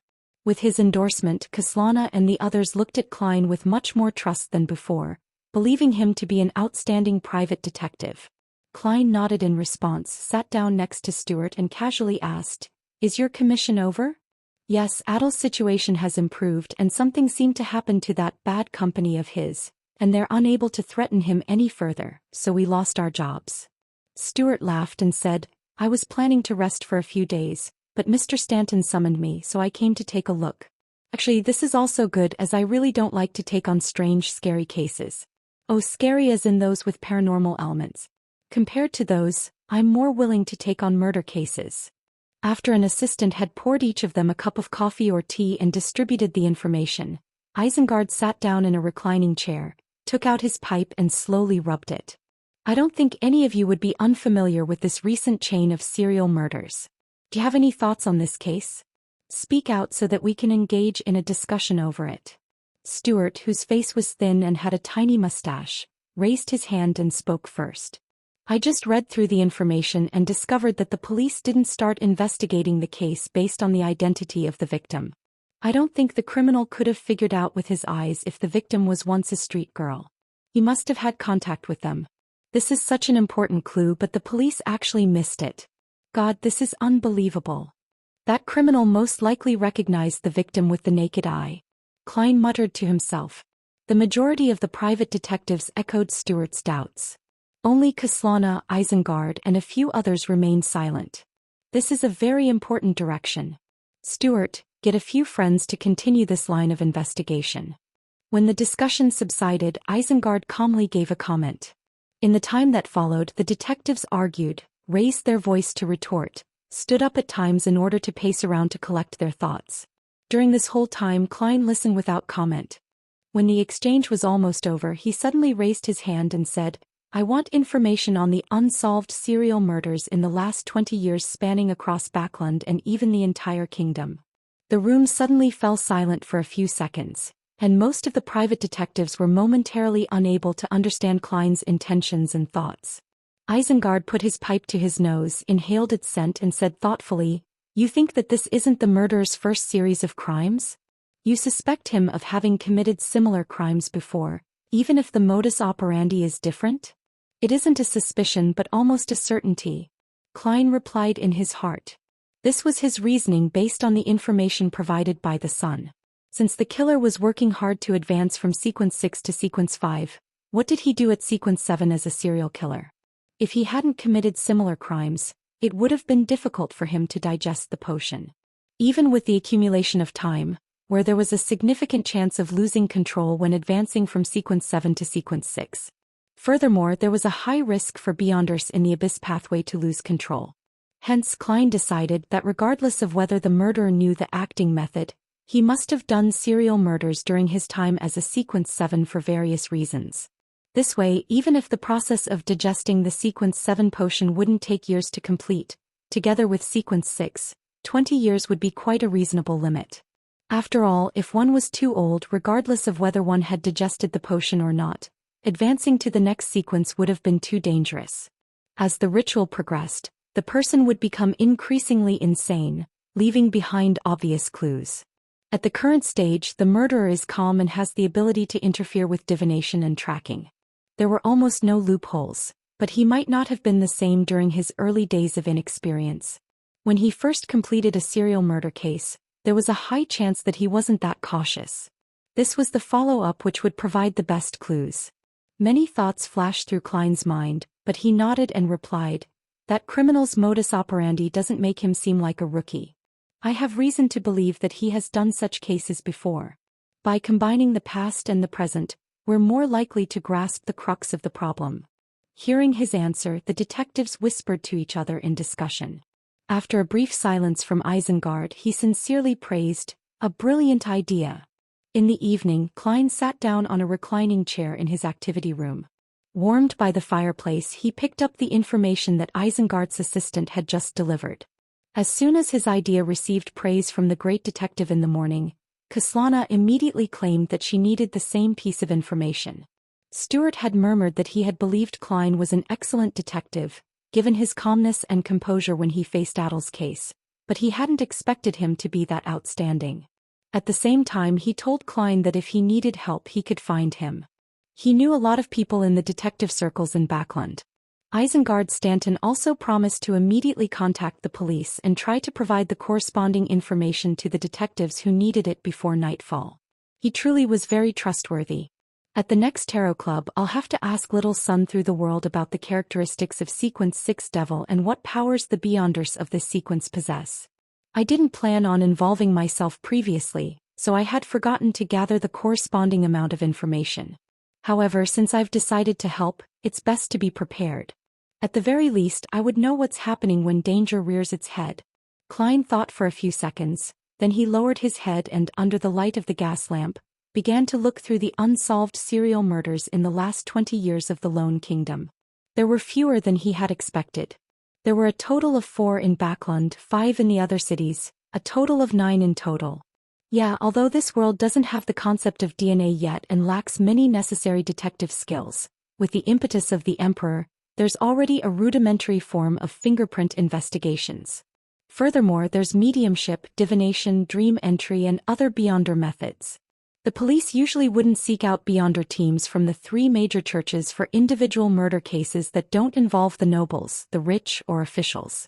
However, a serial killer has very negative repercussions. It easily causes panic, so they'll definitely make the wisest choice. This way, having only a few unsolved serial murders in the past 20 years is reasonable and logical. Klein quickly understood the reason. He gathered his thoughts and began flipping through the cases, one after another. In the absence of sufficient information to perform a divination, he had initially selected 2 serial killings that might be related to the current incident and intended to use them as an initial starting point. One case occurred 4 years ago. There were 5 victims, all single prostitutes with a child. They had been mistreated before they died but lacked any evidence of sexual intercourse. The police in charge of the case at the time thought that the murderer must have known the whores, or else it would have been impossible to precisely select individuals with a child. They had identified the suspects from the people who lived nearby and from the regular customers of several of the whores, but in the end, they failed to find the real murderer. Although the dossier only made a brief note, Klein could clearly tell that they had asked for the help of beyonders from the 3 major churches. Unfortunately, they were still unable to crack the case. With the beyonder powers of the abyss, being able to tell signs that a woman had once been a degenerate doesn't go against the law of mysticism.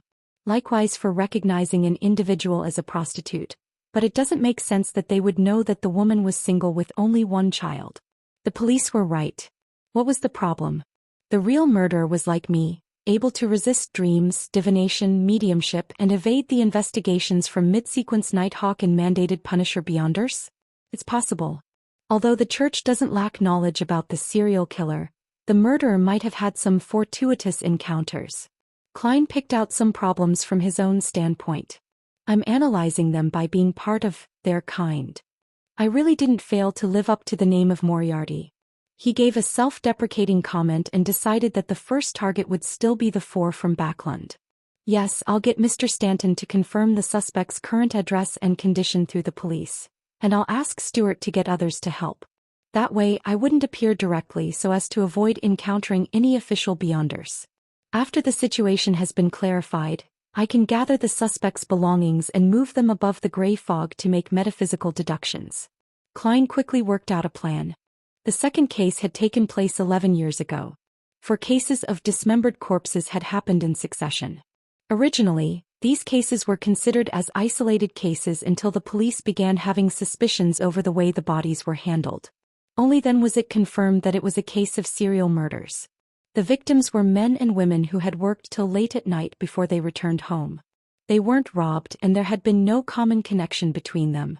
Due to the delay, time which was very valuable when the crime was first committed, the case failed to produce any clues pointing to a suspect. This is a problem caused by mishandling the case. If they had quickly received the help of a spirit medium, the wraith of the deceased might even gather around the murderer. Of course, it's also possible that the wraith can be killed by the murderer just like this case. There's probably only ashes of those victims left. It will be hard to do any investigations through them. Klein rubbed his temples, and when he saw that it was evening, he stopped considering the case and got up from his reclining chair to leave Minsk Street. He had something to do that night. He wanted to go to the area south of the bridge, to the Harvest Church on Rose Street, to find Bishop Yutravsky in a bid to obtain the apothecary formula. He had already divined to see if it was dangerous or not. To Klein, having an apothecary as a subordinate was extremely helpful. He could get injured or fall sick. He could encounter enemies who could harm him, and an apothecary who he could find at any moment would be someone he could rely on. After making a detour to East Borough, Klein disguised himself and took the steam metro to cross the Tussock River and arrived at the district south of the bridge. Along the way, the darkness along the metro line and the corresponding gas lamps formed an unforgettable scene. While on the public carriage, Klein came to Rose Street and found the tiny Harvest Church, which was easily recognizable. The Golden Cathedral had a more striking steeple and a sacred emblem of life engraved on its outer wall. It was a baby surrounded by the symbols of wheat, flowers, and spring water.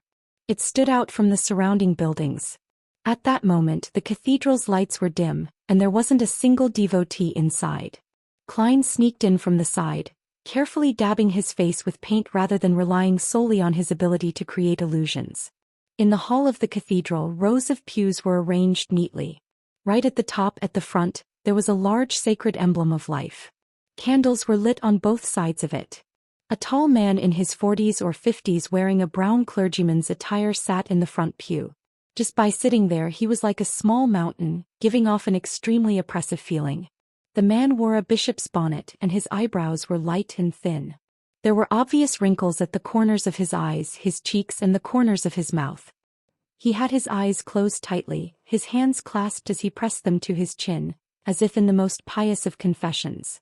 Suddenly he opened his eyes, revealing a patch of light blueness. The Mother's Church will not reject anyone. Why didn't you take the main entrance? The 40 to 50-year-old man didn't raise his head as he spoke in a low and gentle voice. Are you Bishop Utravsky? Klein walked out of the shadows. The tall man in the brown bishop's attire replied gently, I prefer to be called a father. Father Utravsky. All right, Your Grace. Klein deliberately laughed. Your name and your height tell me that you're from Fasak. Why do you believe in Mother Earth? Bishop Utravsky raised his head slightly and stared at the sacred emblem of life ahead of him and said with emotion, I was born along the coasts of Mid-Seashire, Indal. I was a man who was passionate about combat and killing. Indal. He really is from the Fasak Empire. Klein nodded indiscernibly. Mid-Seashire was the natural border between Lone, Intis and Fasak. The east coast belonged to Lone, most of the west coast belonged to Intis. And to the north were the famous port cities of the Fasak Empire, such as Indal. In addition, the Mid-Seashire spread to the northeast, penetrating through the Fasak Empire's territory and connecting with the North Sea. There were many islands in that part of the sea that were the habitats for polar bears and sea lions. Hunting polar bears and sea lions were a traditional festival for the citizens of Fasak. Just as his thoughts began to wander a little, Bishop Utravsky continued looking forward and said, I committed a serious crime and fled to the Sonia Sea where I became a ruthless pirate.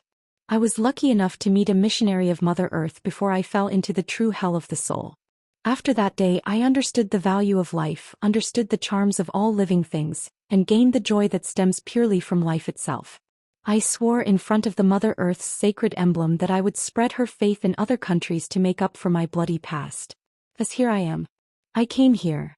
Amidst his calm and emotional voice, Bishop Utravsky stood up. He was over 2.2 meters tall and his build was sturdy. His robes were tight and he looked like a giant from the legends who reappeared on the northern continent. A real giant is 3 to 5 meters tall with a single vertical eye. The citizens of the Fasak Empire are generally tall. It's no wonder that they've always claimed to be the remnants of giants, believing that they have the blood of giants. Klein had to raise his neck to look at the priest's face. What are you doing here? Bishop Utravsky asked with his head lowered. I heard you have a request and that the reward is the apothecary formula? Klein, who had donned a disguise, went straight to the point. Bishop Utravsky fell silent for a few seconds before saying, Yes. Although I'm not sure where you learned of this, it's true.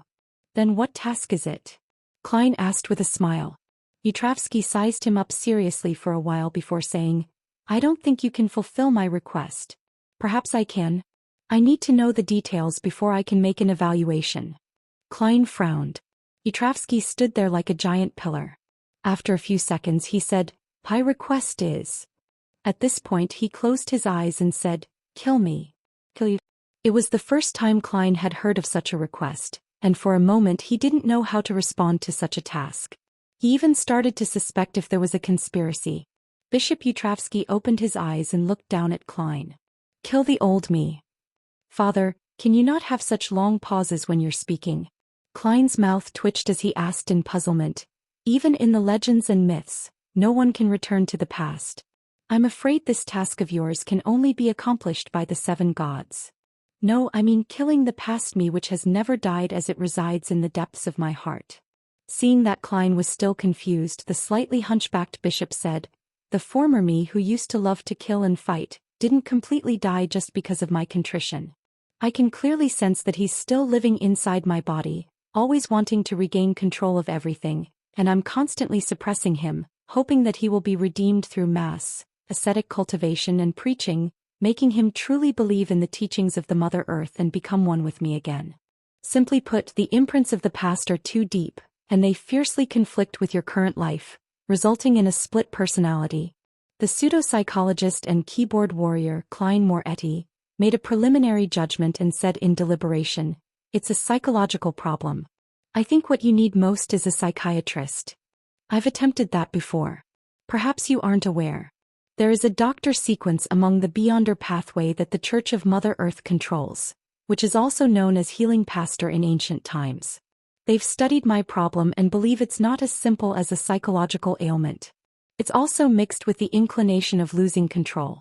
If the past me defeats the present me, I will lose control without a doubt and become a monster," Yutravsky said with a sigh.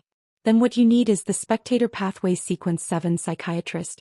Klein thought for a moment and said, "Your words make me believe that you've found a way to solve your problem, but you only lack a suitable executor, am I right?" "Yes, all these years besides preaching I've also been searching for people and objects that can help me. In the end, with Mother Earth's blessings, I obtained a very mystical item.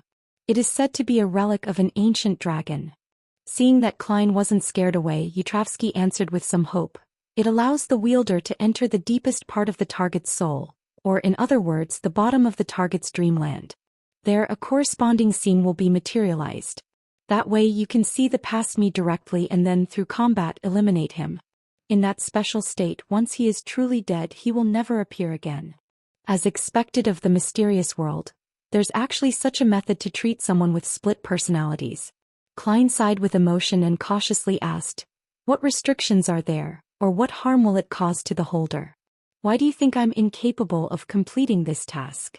Bishop Yutravsky looked down at Klein and said, "Once you use that mystical item, although the owner will remain conscious, there are many layers to the soul or dreamland.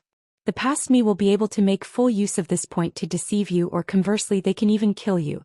And after a set period of time, yes, 5 minutes, that mystical item will make you completely lose consciousness, and your mind will never be able to return to your body and become its sacrifice. In this way you will become a vegetable. In addition, as a result of the scene's materialization, if you're killed in the deepest part of your heart, or to put it in another way, the lowest level of the dreamland, similar side effects will occur. It's equivalent to true death. Believe me, the past me is much stronger than you think. So that's how it is. However, this issue isn't a problem at all for me. I'm someone who can stay awake and rational during spirit channeling and dreams. Even if that mystical item wants to make me lose myself completely, there's no need to worry too much. As long as there's room for struggle, I can take 4 steps counterclockwise and chant my honorable name, and directly head above the gray fog. The problem is, how strong is the past Bishop Yutravsky and what are my chances of defeating him? What restrictions or taboos are there in fighting in a materialized spiritual world?" Klein thought for a while and said, "How strong were you, Father Yutravsky? I don't think I would definitely lose." Bishop Yutravsky's eyes turned adrift for a moment. "I was a warrior. I have already reached sequence 6 of my Beyonder pathway, becoming a Dawn Paladin. So he's not a Beyonder of the Planter pathway. He himself said that he had committed a crime and become a pirate before being converted by the Church of Mother Earth. Sequence 6. Yes, it's not like I can't win. A magician is the kind of Beyonder that's much stronger if they make preparations in advance. Also, due to my uniqueness, the deepest part of my heart or the lowest level of my dreamland can be considered as my home ground." Klein pondered for a few seconds and said, "Will that mystical item weaken him?" "Yes, but it's still his main region of activity, so the weakening wouldn't be too great. At most, it would be like he had already fought an intense battle." Yutravsky recalled his previous attempts. "That just raises my chances," Klein continued. "Is there anything I need to pay attention to in that special environment? Just like real combat, effective attacks are always effective. Illusions will remain illusions. But one thing must be noted, he can bring you into a few other levels of the dreamland at any time, creating a situation where it's hard to determine whether it's reality or an illusion." Bishop Yutravsky emphasized, "So, you have to be at least at sequence 6 or some other special sequence 7 to be able to complete this mission, and the risk is nothing trivial. If I didn't swear on a holy artifact of Mother Earth that I wouldn't ask the Church for help before my missionary succeeds, things wouldn't have been so difficult. So that's how it is. I'm not afraid of a dream." The corner of Klein's mouth curled up. Final question. Are there any points to take note of when fighting a Dawn Paladin? Bishop Yutravsky frowned his wrinkled face and said with a sigh, "This is something that requires absolute secrecy for Beyonders. However, as long as you participate in enough battles, others would often be able to conclude certain traits. Besides, the more details you know, the higher the chances of success are, right?" "Yes," Klein answered frankly with a nod. In a reminiscent tone, Bishop Yutravsky said, "A Dawn Paladin possesses a power akin to that of a giant, enabling the area within a 40 to 50 meter radius to be basked in the light of dawn. Such light can not only dispel illusions, but it also has the special ability to exorcise wraiths and specters, and it can even weaken evil spirits. They can conjure dawn armor around their bodies, which would be equivalent to specially forged full-body armor that doesn't weigh anything or inhibit their motion in any way. If destroyed, recovery would require a certain amount of time. He can also conjure different weapons. The strongest weapon would be a two-handed rapier. It's often called the Sword of Dawn. It's sharp, solid, and each strike has a purification effect. Apart from that, Dawn Paladins have a type of Beyonder power to create a hurricane of light. It can directly destroy a person's body, eliminate wraiths, and damage evil spirits.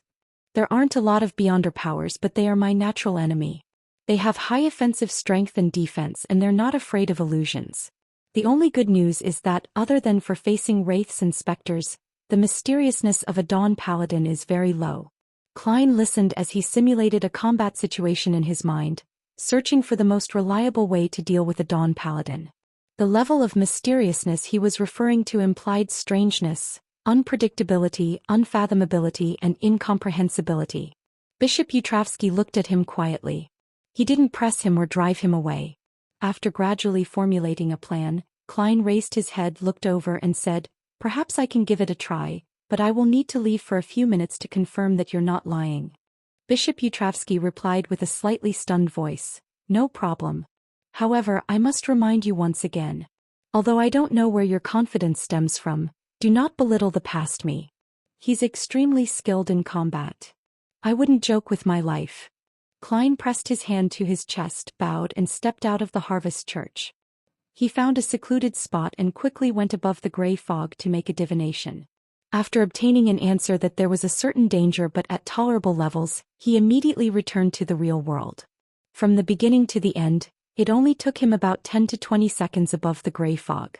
Following that, Klein returned to the Harvest Church and said to Bishop Yutravsky, who stood in his original spot, "I'll take this commission."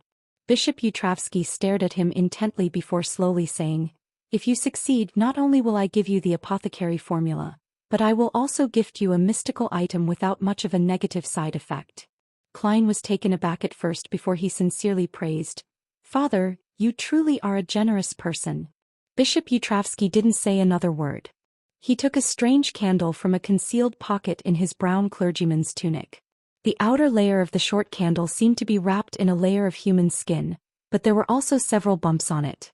Its wick was about the length of a finger segment and was entirely black in color. It was covered in tiny, densely packed scale-like patterns.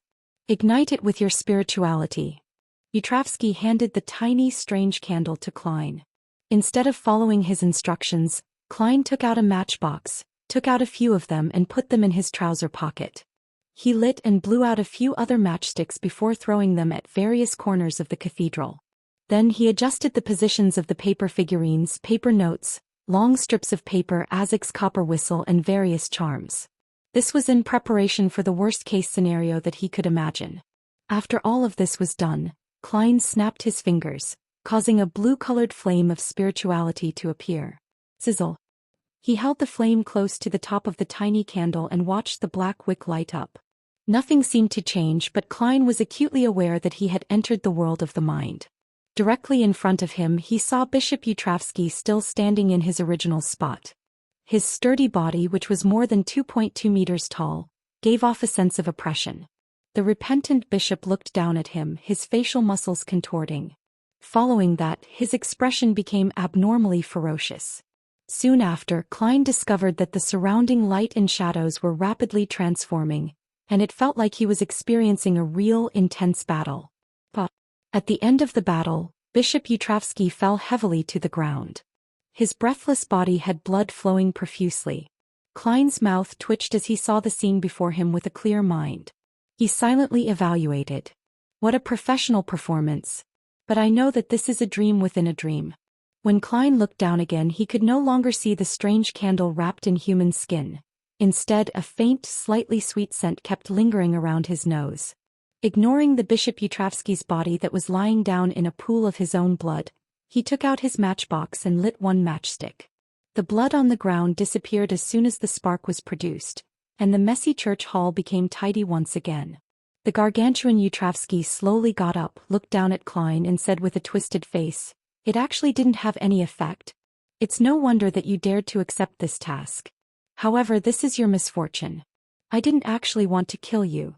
As he spoke, the candlelight on both sides of the cathedral began to flicker visibly.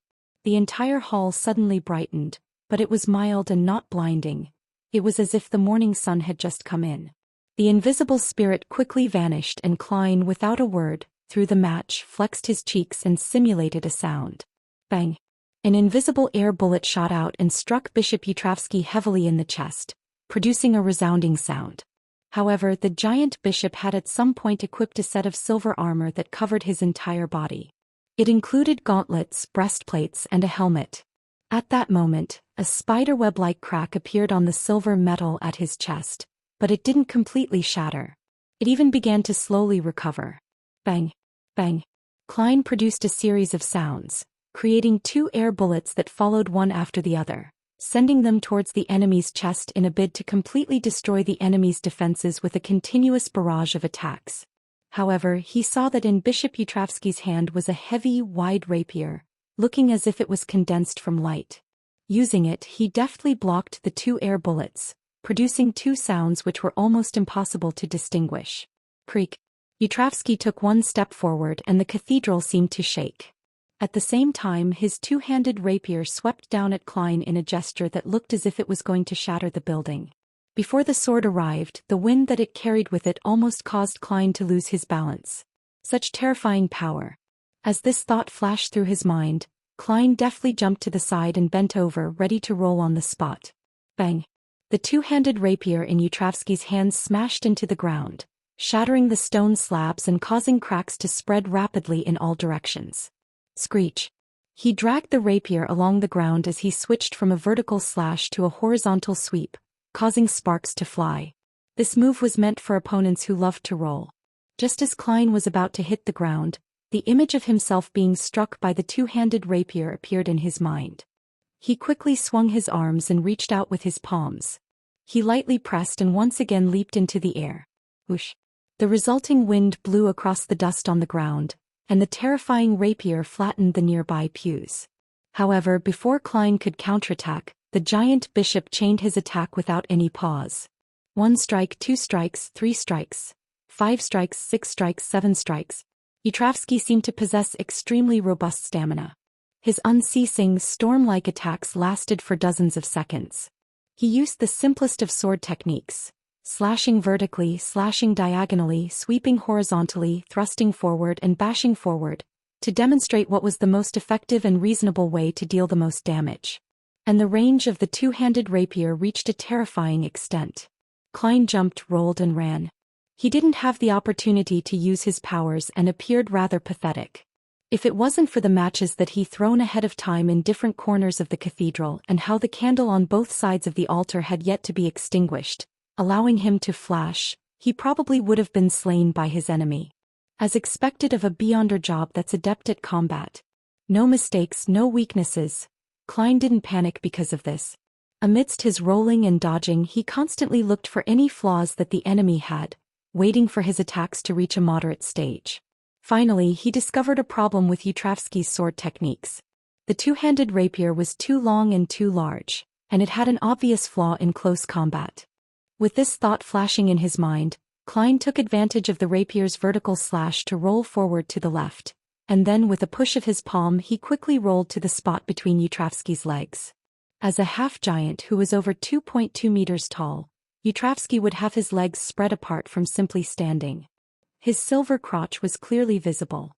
As soon as he rolled over, Klein's left hand reached into his pocket, pulled out a long piece of paper and turned it into a sharp and hard cane. He then inserted it into the gap at the side of the enemy's crotch, stabbing into the body of the giant bishop. This would be a fatal blow. However, at this moment his heart trembled. The image of a rapier stabbing down as boundless light, forming a terrifying storm, engulfed his entire body appeared in his mind. A trap. Yutravsky's trap. Klein didn't hesitate. He pressed his right hand down, jumped forward through the gap between the legs of the giant bishop's legs and arrived behind him. By the time he finished this set of motions, Yutravsky was holding the hilt of his sword with both hands, bending his waist and lifting his sword up to thrust straight down into the stone slab in front of him. With a cracking sound, rays of light surged out of the sword's body like the first rays of dawn. They turned into a hurricane and swept across the surroundings. Without a sound, the stone slab disappeared from where Klein had been, and the earth beneath it became nearly 10 centimeters thinner. The silver armor on his legs and crotch was also damaged, shattering inch by inch and revealing his skin. His trap was to sustain damage in exchange for the death of his enemy. At this moment, Klein, who had leaped behind Bishop Yutravsky, finally found an opportunity to counterattack. He twisted his body midair, puffed out his cheeks and simulated gunshot sounds at the back of his enemy's head. Bang! Bang! 2 air bullets hit the back of Yutravsky's head in quick succession, shattering the silver metal in that area and then splitting it into pieces, exposing a completely unprotected area. Klein was about to give him a fatal blow when Yutravsky suddenly straightened up, twisted his waist and violently swept the 2-handed rapier backward. The speed was so fast and the attack was so ferocious that Klein seemed unable to dodge it. However, he pulled out a piece of paper from his pocket and placed it in front of his body. Clang! The collision between the sword and the piece of paper produced the sound of metal being struck. The crisp sound of metal striking metal filled the entire cathedral. Klein was sent flying like a tennis ball. The paper in his hand was torn apart, leaving behind only a tiny piece in between his fingers. In midair he was immediately faced with the violent and swift pursuit of Yutravsky. The situation was precarious. However, he didn't panic in the slightest and only shook his wrist. The tiny piece of paper flew up, and a spark rapidly expanded, completely enveloping Klein. The rapier sliced through the ball of fire, but it didn't cause any damage, only creating a small spark. At the candle on the right side of the cathedral, a faint yellow flame spread out, forming a figure whose face was painted with oil paint. Klein reappeared and pulled out another long strip of paper from his pocket. Pop! With a flick of his wrist, the paper turned into a sturdy whip. The surface of the whip was even burning with scarlet flames. Pop! Pop! Pop! Klein lashed out at the giant bishop from a distance. However, his weapon quickly disintegrated under the attacks of the 2-handed rapier. And that was precisely Klein's goal. Pop! Pop! Pop! With a snap of his fingers, he sent streaks of fire flaring up from the ground, blocking Yutravsky and burning his unprotected legs. The Dawn armor's recovery was rather slow. As the tongues of fire leaped upwards, his legs were charred black and a crimson color was seeping up his legs. However, this didn't affect the giant bishop's agility. He let out a low growl and, like a steam train that had finally accelerated to its highest speed, he charged through the flames and appeared in front of Klein. This speed was unbelievably fast. Soon after, the 2-handed rapier in Yutravsky's hands cracked, turning into spots of light that swept forth in all directions. Almost instantly, Klein fell into a situation of certain death. The matches he kept on him were ignited and an intense flame engulfed him. However, this wasn't as fast as the hurricane of light. Just as the scarlet-red flame appeared, it was immediately engulfed. Klein's body was torn asunder as it was reduced to shreds, but they ended up losing their thickness and turned into bits of paper. Behind Yutravsky, a column of scarlet-red flames flared and Klein stepped out. He took out a matchbox from his other pocket and threw it at the enemy, as if to ignite all the remaining matches in one go and, through the restraints of the small space, create a reliable explosion. The matchbox was aimed at Yutravsky's lower body, which no longer had any protection.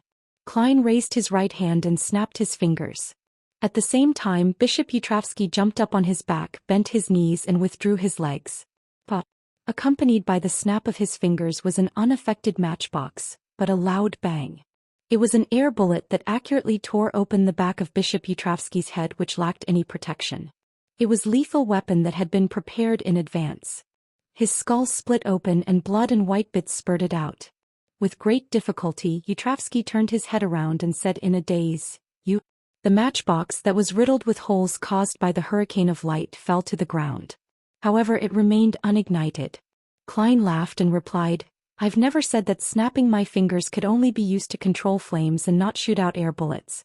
Look. Pop, pop, pop." He snapped his fingers repeatedly, allowing one air bullet after another to hit Yutravsky in the head, shattering his helmet and cracking his head. Bam! Yutravsky stopped breathing and fell heavily to the ground, shaking the cathedral hall slightly. Pop! Klein turned and snapped his fingers again. The box of matches on the ground exploded, transforming into a scarlet flame that buried Yutravsky's gigantic body. Klein didn't attempt to sense the existence of the candle, but instead he relied on his own clarity of mind to force himself out of the lowest level of his mind. Behind him, the corpse was wrapped in scarlet flames as the world around him disintegrated bit by bit. The illusory feeling passed and Klein saw the strange candle in his hand again, along with its black wick and palish white flame. The damage of the Dawn Paladin, the shattered ground, broken pews and the sliced candles, had been restored to their pre-battle state. It was hard to tell where they had been damaged. At some point, Bishop Yutravsky, who had been standing opposite him, had taken a seat in the front pew, his back bent forward and his head buried in his hands. His hands were pressed to his temples. Drip, drip. Sweat trickled down his face and spread out from his feet.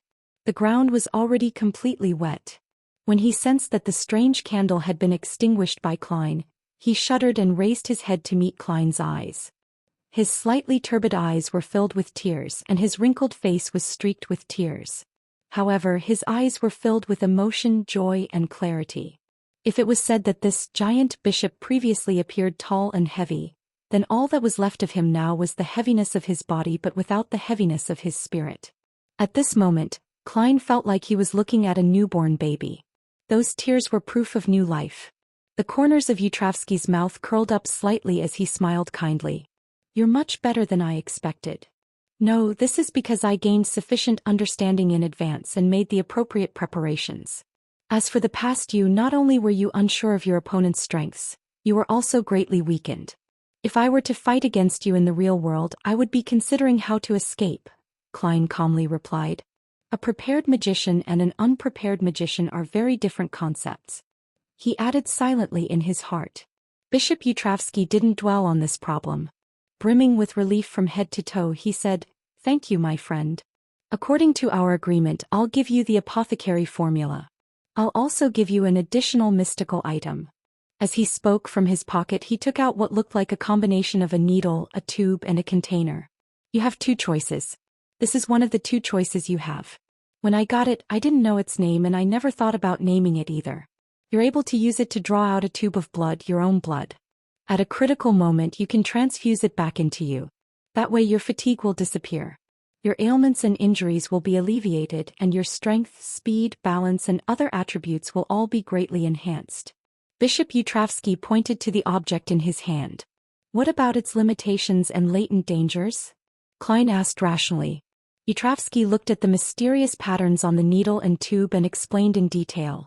"After drawing out a tube of blood, you'll be weakened for a full 12 hours, and during those 12 hours transfusing the blood back into you wouldn't have any effect. Of course, the specific time limit isn't that precise. It increases or decreases according to your body's condition. In addition, it's best not to use it too often, not more than once a week. Otherwise, not only will the transfusion bring you power, but it will also temporarily make you lose your rationality, and the short period when you have your blood drawn and turn weak will become your characteristic. In addition to these, it also has a problem.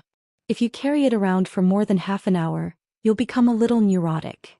Fortunately, Bishop Yutravsky didn't previously draw his blood. Otherwise, if the past him can transfuse his blood, my chances of winning would have been very, very low. This was the first thought that flashed through Klein's mind. He frowned and was rather worried about the negative effects of the mystical item. Regardless of whether it was a temporary loss of rationality, a 12-hour period of weakness, or a change in his mental state, these were all hidden dangers that didn't seem too problematic. But after seeing rampagers and hearing the ravings of an evil god, Klein believed that a Beyonder's mental state was very important. If one's mental state remained at a nadir for an extended period of time, or if there were frequent anomalies, it would easily cause the phenomenon of losing control to happen. This was the same even if a Beyonder had grasped the acting method. What's the second choice? Klein said after 2 seconds of silence. Bishop Yutravsky took out a simple brass key from his other pocket and smiled. This is called a master key. It can help you open any lock which doesn't contain mystical powers, as well as a small number of locks that are augmented with Beyonder effects. And in a place without any locks or doors, it can open a passageway that doesn't belong to reality. Haha, the premise is that there are no restrictions by Beyonder powers and the barriers aren't too thick. Its spirituality is completely restrained. When it's not being used, Beyonders cannot see any difference between it and a normal key. Yutravsky stood up again, leaving Klein no choice but to look up. The giant bishop increased his pace and came to the wall at the side of the cathedral hall and pressed the master key against the brick. He twisted gently, and his entire body seemed to sink into water as ripples were produced. He went through the wall and arrived outside. In the same way, Bishop Yutravsky returned to the cathedral hall and entered Klein's line of sight again.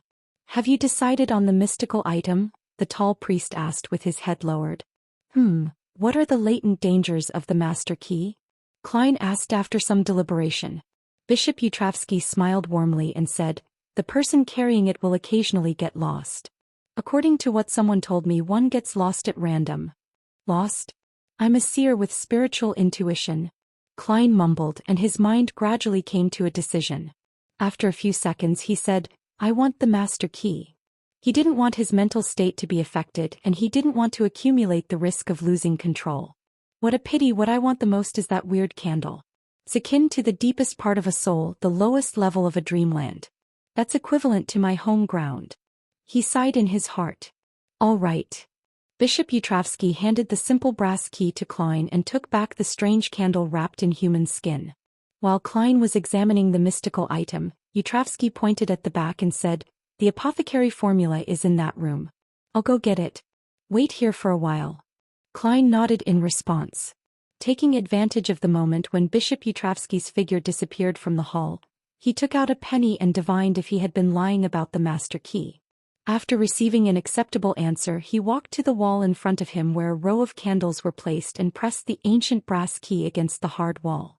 As he injected spirituality and turned the key, Klein's vision suddenly blurred and then became clear.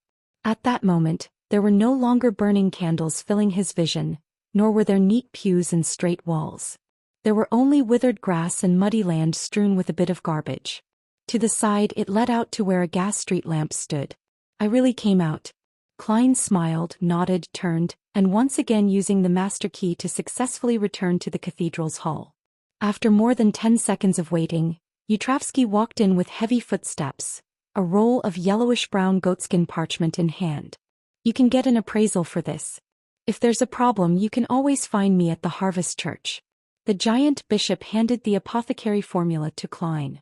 Main ingredients: horn of an adult flying unicorn, 3 grams of a royal jellyfish's venom crystal. Klein swept his gaze, smiled and replied, I will confirm its authenticity. For example, divine it above the gray fog. He added inwardly. Bishop Yutravsky nodded slightly and without another word he turned around and walked to the Mother Earth's sacred emblem of life. He spread his arms wide and chanted in a low voice, Thank you, source of life. Praise you, mother of all things. Klein put away the master key and the apothecary formula. After Yutravsky stopped, he said half-jokingly, Could it be that my visit was arranged by Mother Earth? Why else would you be thanking her for? The false believer of the Evernight goddess, Klein chuckled inwardly. Yes, everything is arranged by Mother Earth. Otherwise my request for help wouldn't have reached your ears. I wouldn't be here in Backlund either. Nor would I have obtained this mental terror candle, Backlund, Yutravsky said with a gentle smile without any signs of anger. Complete and self-consistent believer logic, but Klein suddenly felt that it was impossible to communicate with him. He pressed his hand to his chest, bowed and said, Thank you for your generosity. I should leave now. He straightened his body and quickly retreated. He then rapidly disappeared from the main hall of the cathedral and from Rose Street. 10 minutes later he saw the golden facade of the Harvest Church from another direction, and he couldn't help but twitch his mouth. "I can't go back without divination," he silently muttered to himself. He really wanted to stubbornly rely on his own ability to overcome the fact that he was lost. But his hand, which was faster than his voice, had broken the branches of a tree and made a makeshift dowsing rod. Dowsing rod seeking could be used to seek people as well as items and directions. This time Klein was able to return home without incident, and he even confirmed the authenticity of the formula and the latent dangers of the master key. The next morning was a Sunday morning.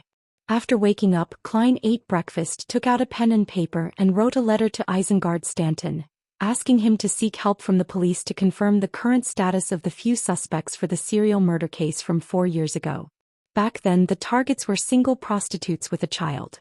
After folding the letter and stuffing it in an envelope, Klein put on a black stamp which was 1 penny in denomination. Putting on his clothes, he took his hat and cane, and he walked out of his house to post the letter at the mailbox at the end of the street. Then he saw Mrs. Stellan Sammer and her husband, Mr. Luke, dressed to the nines. A rental carriage was stopped by their door. "Good morning. Why are you attending a banquet so early in the morning?" Klein asked with some surprise. Luke chuckled and said, "It's not really a banquet. It's more like us helping out." Mrs. Stellan raised her chin slightly and added, "Mary has successfully entered the National Atmospheric Pollution Council. There will be a grand ball tonight and we have to help out in advance." "Mrs. Mary's wish has been fulfilled? Impressive." Klein sighed and said with a smile, "Please pass on my congratulations to Mrs. Mary for me."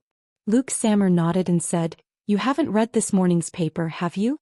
All the members of the National Atmospheric Pollution Council have been published. The chairman of the council is Sir Durs Shaw and the first secretary is Mr. Hibbert Hall.